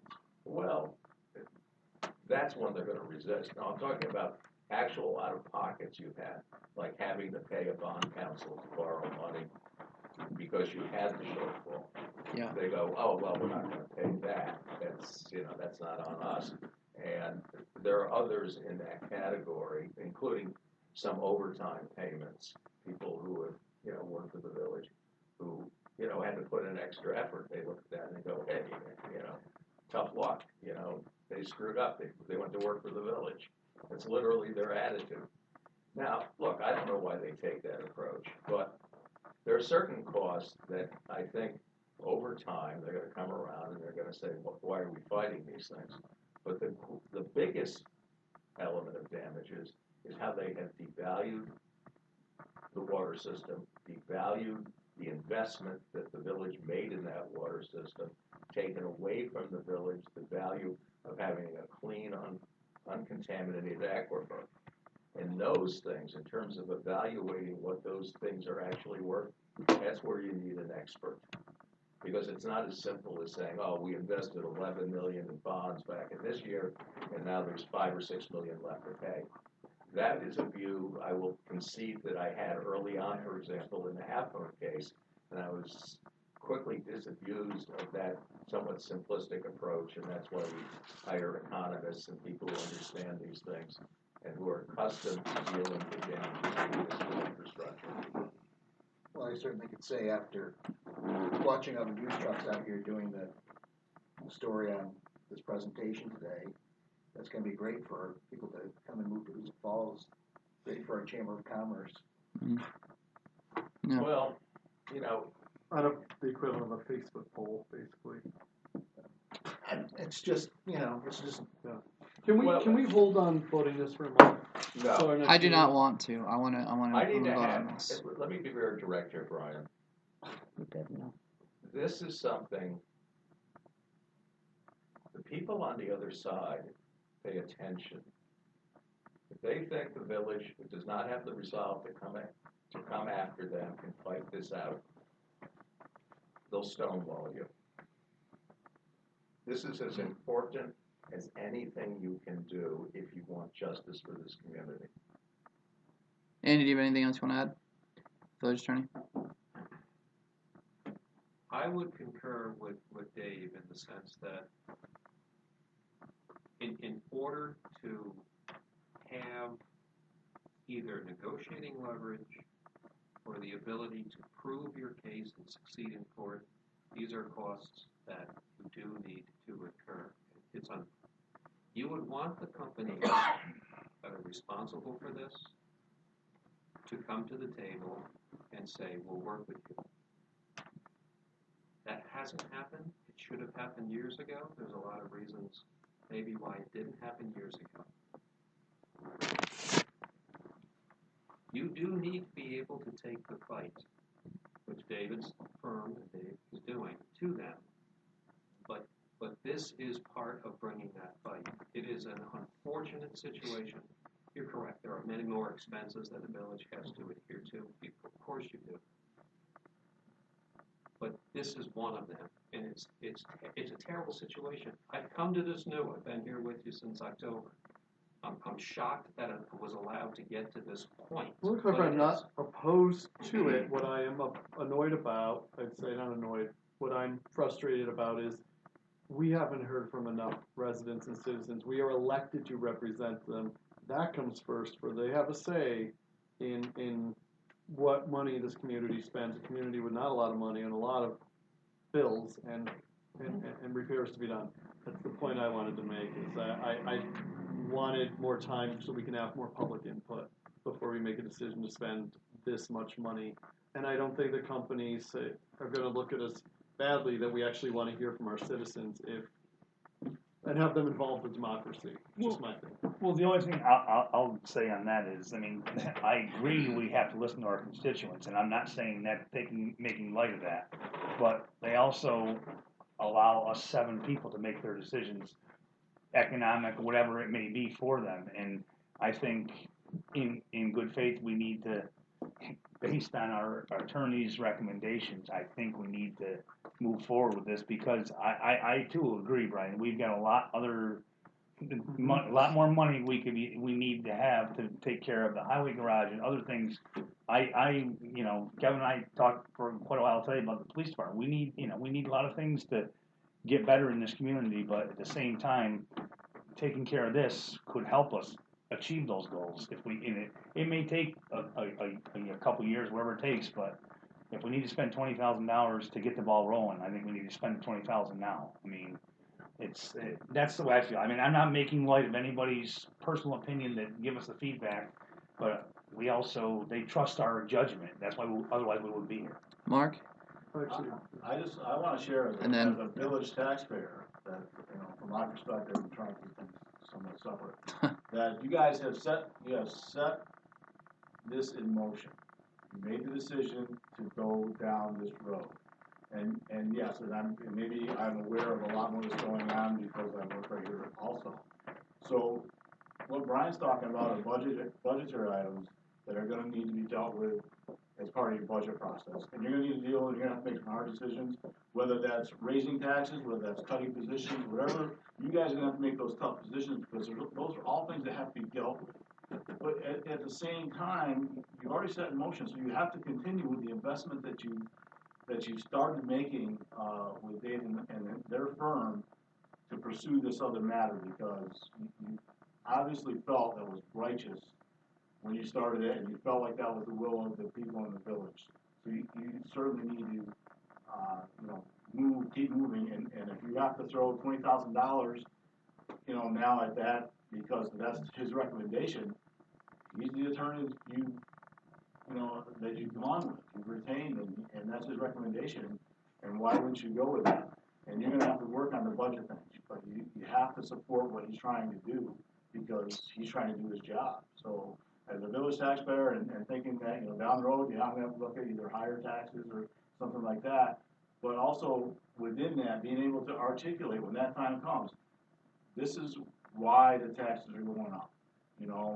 This is the investment that we're making. We expect this at the end. But for right now, yes, there's going to be some pain. So you guys kind of have, as the board, that's part of what you have to work through, I think. But I think you've already started down the road, and I think you need to support, what your attorneys want to do. You wanted to say something as well? Yes, I'm I sorry, your do. name and address. Oh, my name is Louise Chuck, and I live on Kansas Street Extension. Thank you. I live in the town, but I do pay village tax at another house. So I am a taxpayer. And people elect this board. I think they should have enough faith in you people to do the right thing. I don't think you should have to ask their permission on how to spend your money. They shouldn't have to ask. You should not have to ask their permission. Just a few people might come to you. That's not representing the majority of taxpayers.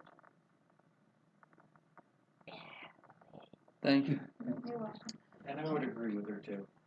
And it is something we have to go forward with, and if we don't spend the $20,000 now, we're gonna spend it later. And if we don't get the ball moving with St. Cobain, it's just my grandkids will see something from it. We've all seen big corporations can stonewall you and tie it up forever, and nobody that needs it or when we need it will see it. But if we do something now, and yeah, we're taking away from those other things that we need, but we'll survive like we've always survived in Hoosick Falls. When things come short, we make it happen. And you guys are elected to represent us, and we trust you. That's why I ain't here all the time. I trust you guys to do the right thing. Thanks. Do we need a motion to vote or just call roll call vote? You got a motion. We have the motion on. Let's have the motion. Offered and Okay. seconded, so it's. All right, so then roll call vote, please. Good. Yes. Yes. Abstain. Yes. Yes, me too. All right. Motion carries. Thank you. Another one. This is discussion related to Amendment 5 of the sewer project. This is what we had talked about last meeting and put off for this meeting. Just as a refresher with the sewer project and where we are with Amendment number 5. The request, and I have a copy of this if you guys don't have it from the last meeting and need to see this.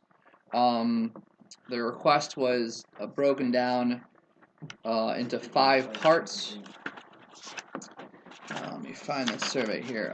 Additional design phase, additional bidding phase, additional construction admin services, additional construction observation services, and additional services budget increase. The combined total of that was 175. There it is. Does anybody have a copy of that? Or you want me to pass it down?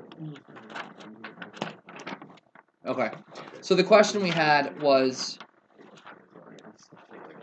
with the sewer project, thank you, Dave. With the sewer project that is, we've already had the bid set out. We've decided to split it into the 2 phases. There are going to be additional costs. We knew it was going to be the case. When I saw these numbers, I thought they were high, especially for something that has already, in a sense, been spec'd out. What they have to do is take the specs they have and break it into 2 separate bids. The bidding services, which includes before the bidding prep work, the actual bidding, the results, all that stuff. When they did it last time, it was a $10,000 fee for all of that. What they've done on this is they've agreed to make it $7,500 for each bid and make that $15,000. The additional design phase services is an allocation of $22,000. I myself am not ready to approve the other 3 because I think they're too high and I want to dig more into what's been spent so far before I approve some of these things. I think the design phase fees of $22,000 to take something that's already been designed and break it into 2 is also a little bit high. But I also recognize that we wanted to schedule this in a way where it goes out to bid at the right time, and if we hold up the design phase much longer, there's a concern that we will miss the window we were shooting for. So at this point, we can approve the whole thing, which I'm not in favor of. We can approve 1 or 2 of the elements, which would be the design and the bidding. Just the design, if that's what we want. The bidding one's kind of an obvious one to me. Or we can wait 3 weeks and decide again then. So. When did they say the window was to put this on the bid? October? November? No, it's Dave. Do you? Hold on, I have it in my notes here somewhere. Give me just a minute to find this. It's the highway garage. It's probably going to take me too long to find it. We had a bid schedule agreed upon. I feel like it was advertised in. We're not doing them at the same time. We were going to do the bidding for the pipe laying first because that's something that could happen through winter. I feel like it was an advertise it around early November. Does that sound right to you?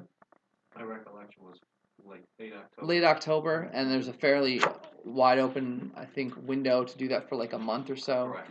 We get the bids back in November and approve it on the first December meeting. Yeah, that's the timeline of that one. The other one, which is the work specific to the pump station and hooking into the line, would be a separate one that would, I think, be advertised about a week and a half after the new year, and would have either approval in the February meeting or just shortly thereafter. That was my that's my recollection. I can keep looking if you want me to in my notes. I think the reason you're asking is, do we have to act on it now to meet that time schedule? Because it's getting close. I mean, it's almost September now, right? There we go. Is DEC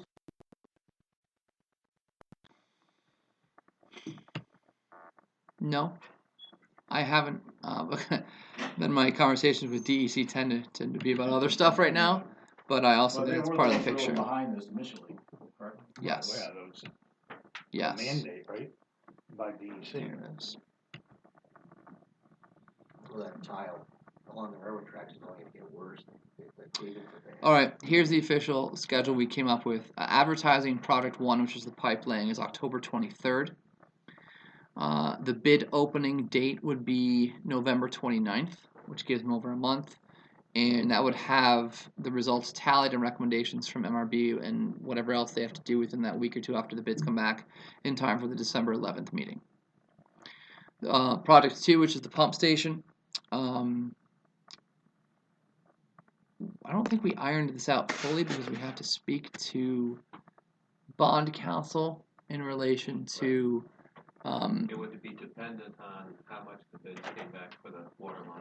Yes, but I still feel like the dialogue was wait until after the new year for this one. It was certainly wait until the bids came in, review that with bond counsel. There's Right. the potential to have an additional. Because if the bids come in November 29th, we have a ballpark of what we're dealing with, and we can have a ballpark estimation for what the pump station would cost.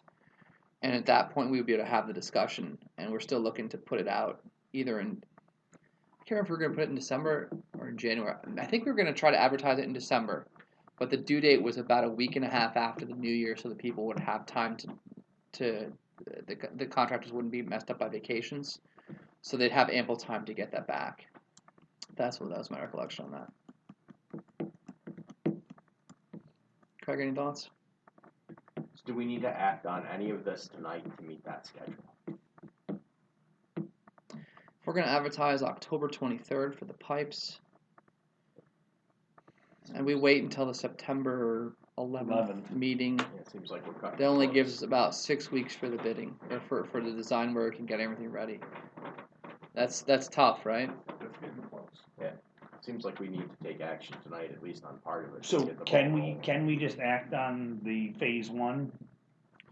Andy, can we approve only Amendment 5, only specific to the design and the bidding fees? You can. Okay. Which actually was a recommendation of Rich from MRB. And I do read the proposal as having been broken down into parts, Mhm. And then a total provided. And right, my understanding is you've already spoken with MRB, and that would be an approach you could take. Yep. So, given that there's specific costs for those tasks. And we can just spend. make your motion clear that you're approving only the design Okay. and bidding service. Okay. All right. So if that's the way we want to go, then I'm looking for a motion to approve only the redesign service budget of $22,000 and the bidding services budget for $15,000 from Amendment 5 proposal for additional engineering services for the sewer project. You don't want to repeat all that? All right, thank you, Craig. And a second? Second. Thank you, Brian. Any further discussion? Roll call vote or not? Just normal vote. All in favor? Aye. Opposed? All right, motion carries.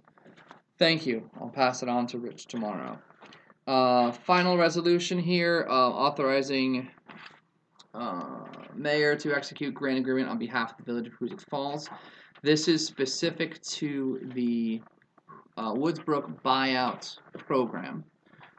This is separate from the CDBG grants, which we have coming shortly. We have been working continuously with HCR, Department of Homeland and Community Renewal. I think we've agreed on everything, and now we are ready to sign the agreements. So what we'd like to do is get authorization tonight for me to sign the agreement when it's ready in its final form. We discovered today that we have to wait for them to approve it at their next early September meeting. Correct. But it'll go far to know that we're ready to sign it. And we've been through this numerous times, and we got the last bits of information out today. What has happened here is we've negotiated back and forth with the state on the grant agreement for number of people at the state on a whole bunch of issues. The language of the agreement itself, the terms of the agreement, they have been finalized. All the appendices have been finalized, based on something that was added by the state to the agreement.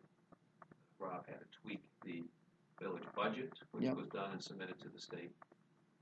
It is in a form that we would recommend to approve to execute.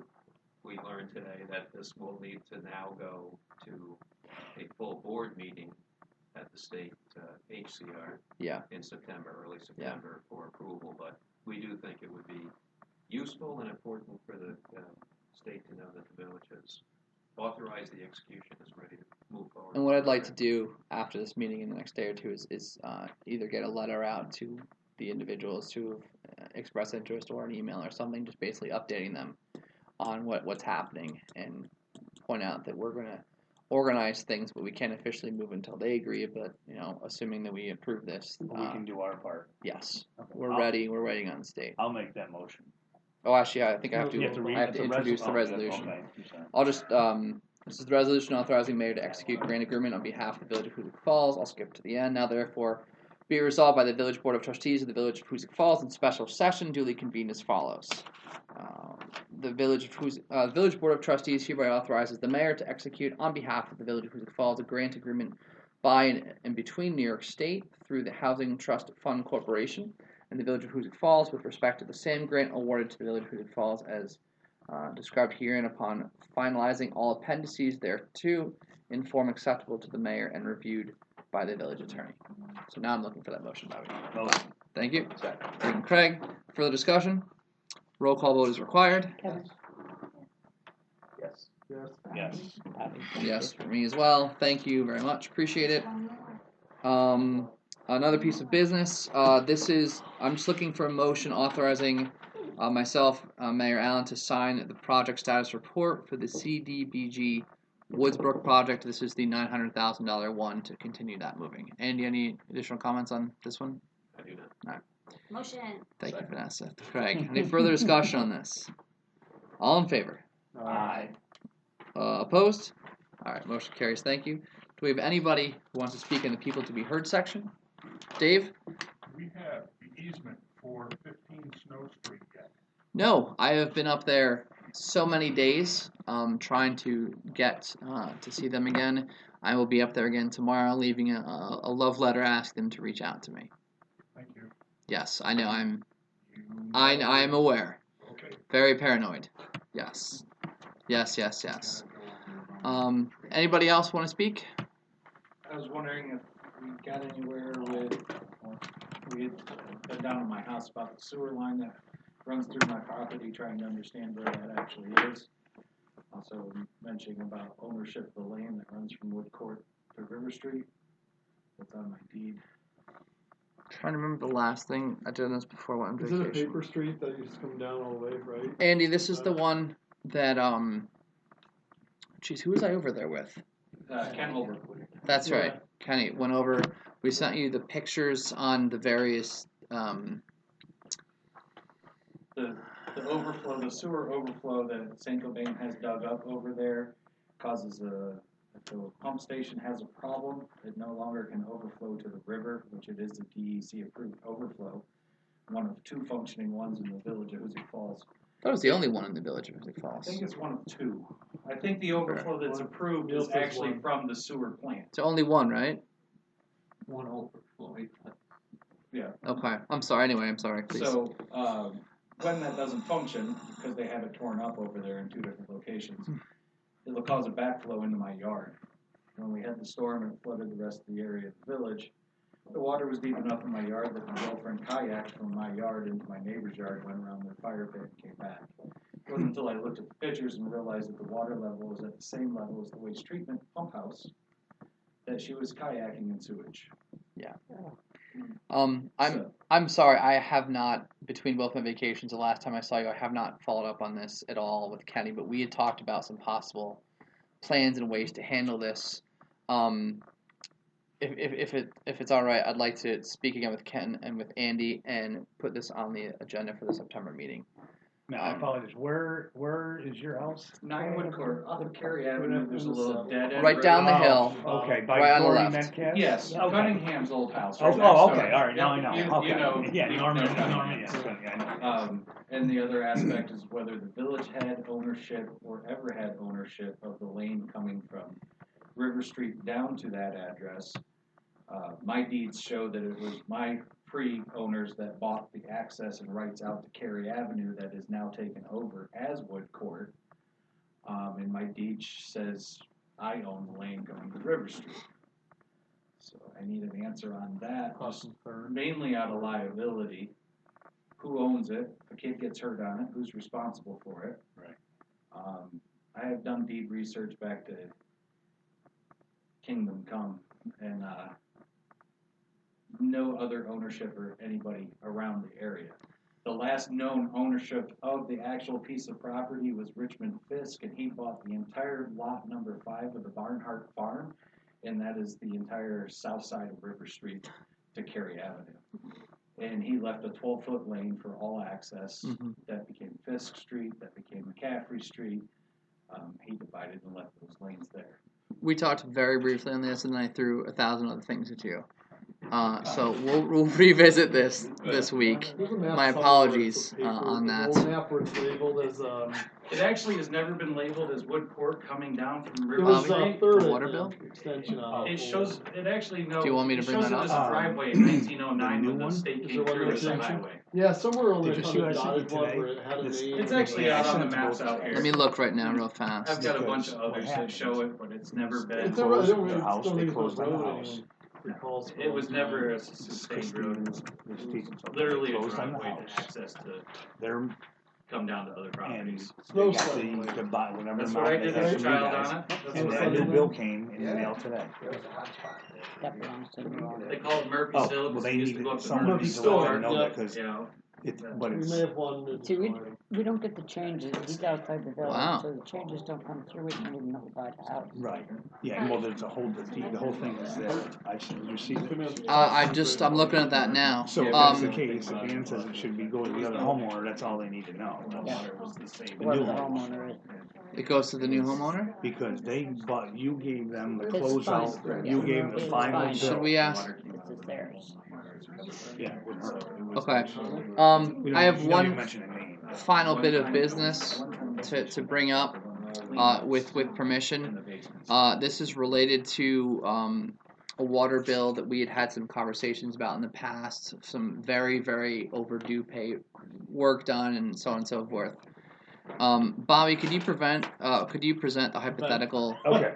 Well, to Andy? Yes, a couple who live in the town outside the village and have village water, and they sold their property back on in middle of July. Property's been closed on. They got a total buyout figure from their attorney. Got a buyout figure from Ian for what they owe for the water bill and the sewer. Well, just the water, not sewer. Right? Final. Water. It was a final bill. A repair bill, a water bill, and No, not even a repair bill. It's all well condensed, but she gave it's a final bill. They had their closing. That was paid in full, and today they reached out to me. They received a new water bill, and Ann said that should be assumed. The reason being, they live in the town, we don't get the changes, and the county's really slow. If we knew the name of the buyer, we would have sent it. So it should have gone to the new property owner, So not it's the not a the big old issue, property. I can take care of that tomorrow. So that makes sense, Andy. To me, that's just an administrative error. Okay. Okay. That you can send a corrected bill. No, we're good. because they paid it. Oh, They okay. paid it. They paid it for the close. They paid everything. And said, They yeah. paid their final. Yeah. This is- They paid the final bill. Yes, they paid the final Oh, bill. so this is just. That's a new bill they received today when I sent you. The new owners. Oh, but they did pay the final bill. Yeah, they paid the final bill. Oh.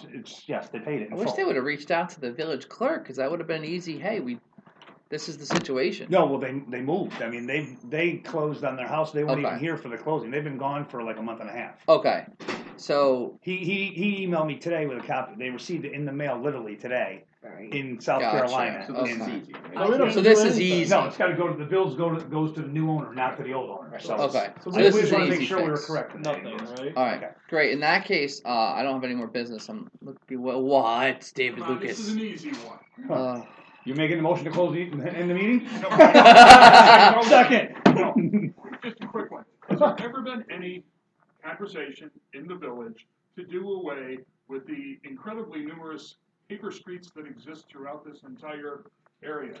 Clay Hill's peppered with them. Quincy Street, Elder Street Extension. Yes, there's a whole bunch. There's a whole bunch of them up by out the there. health center. No. They don't exist. No. Could I make a motion? No. So next time you guys talk about it. We'll look Can into we it. look into it? We'll look into it. All right. Looking for a motion to adjourn. You don't get to make one. Just Craig and second Brian. All in favor? Aye. Opposed? Carries. Thank you guys very much.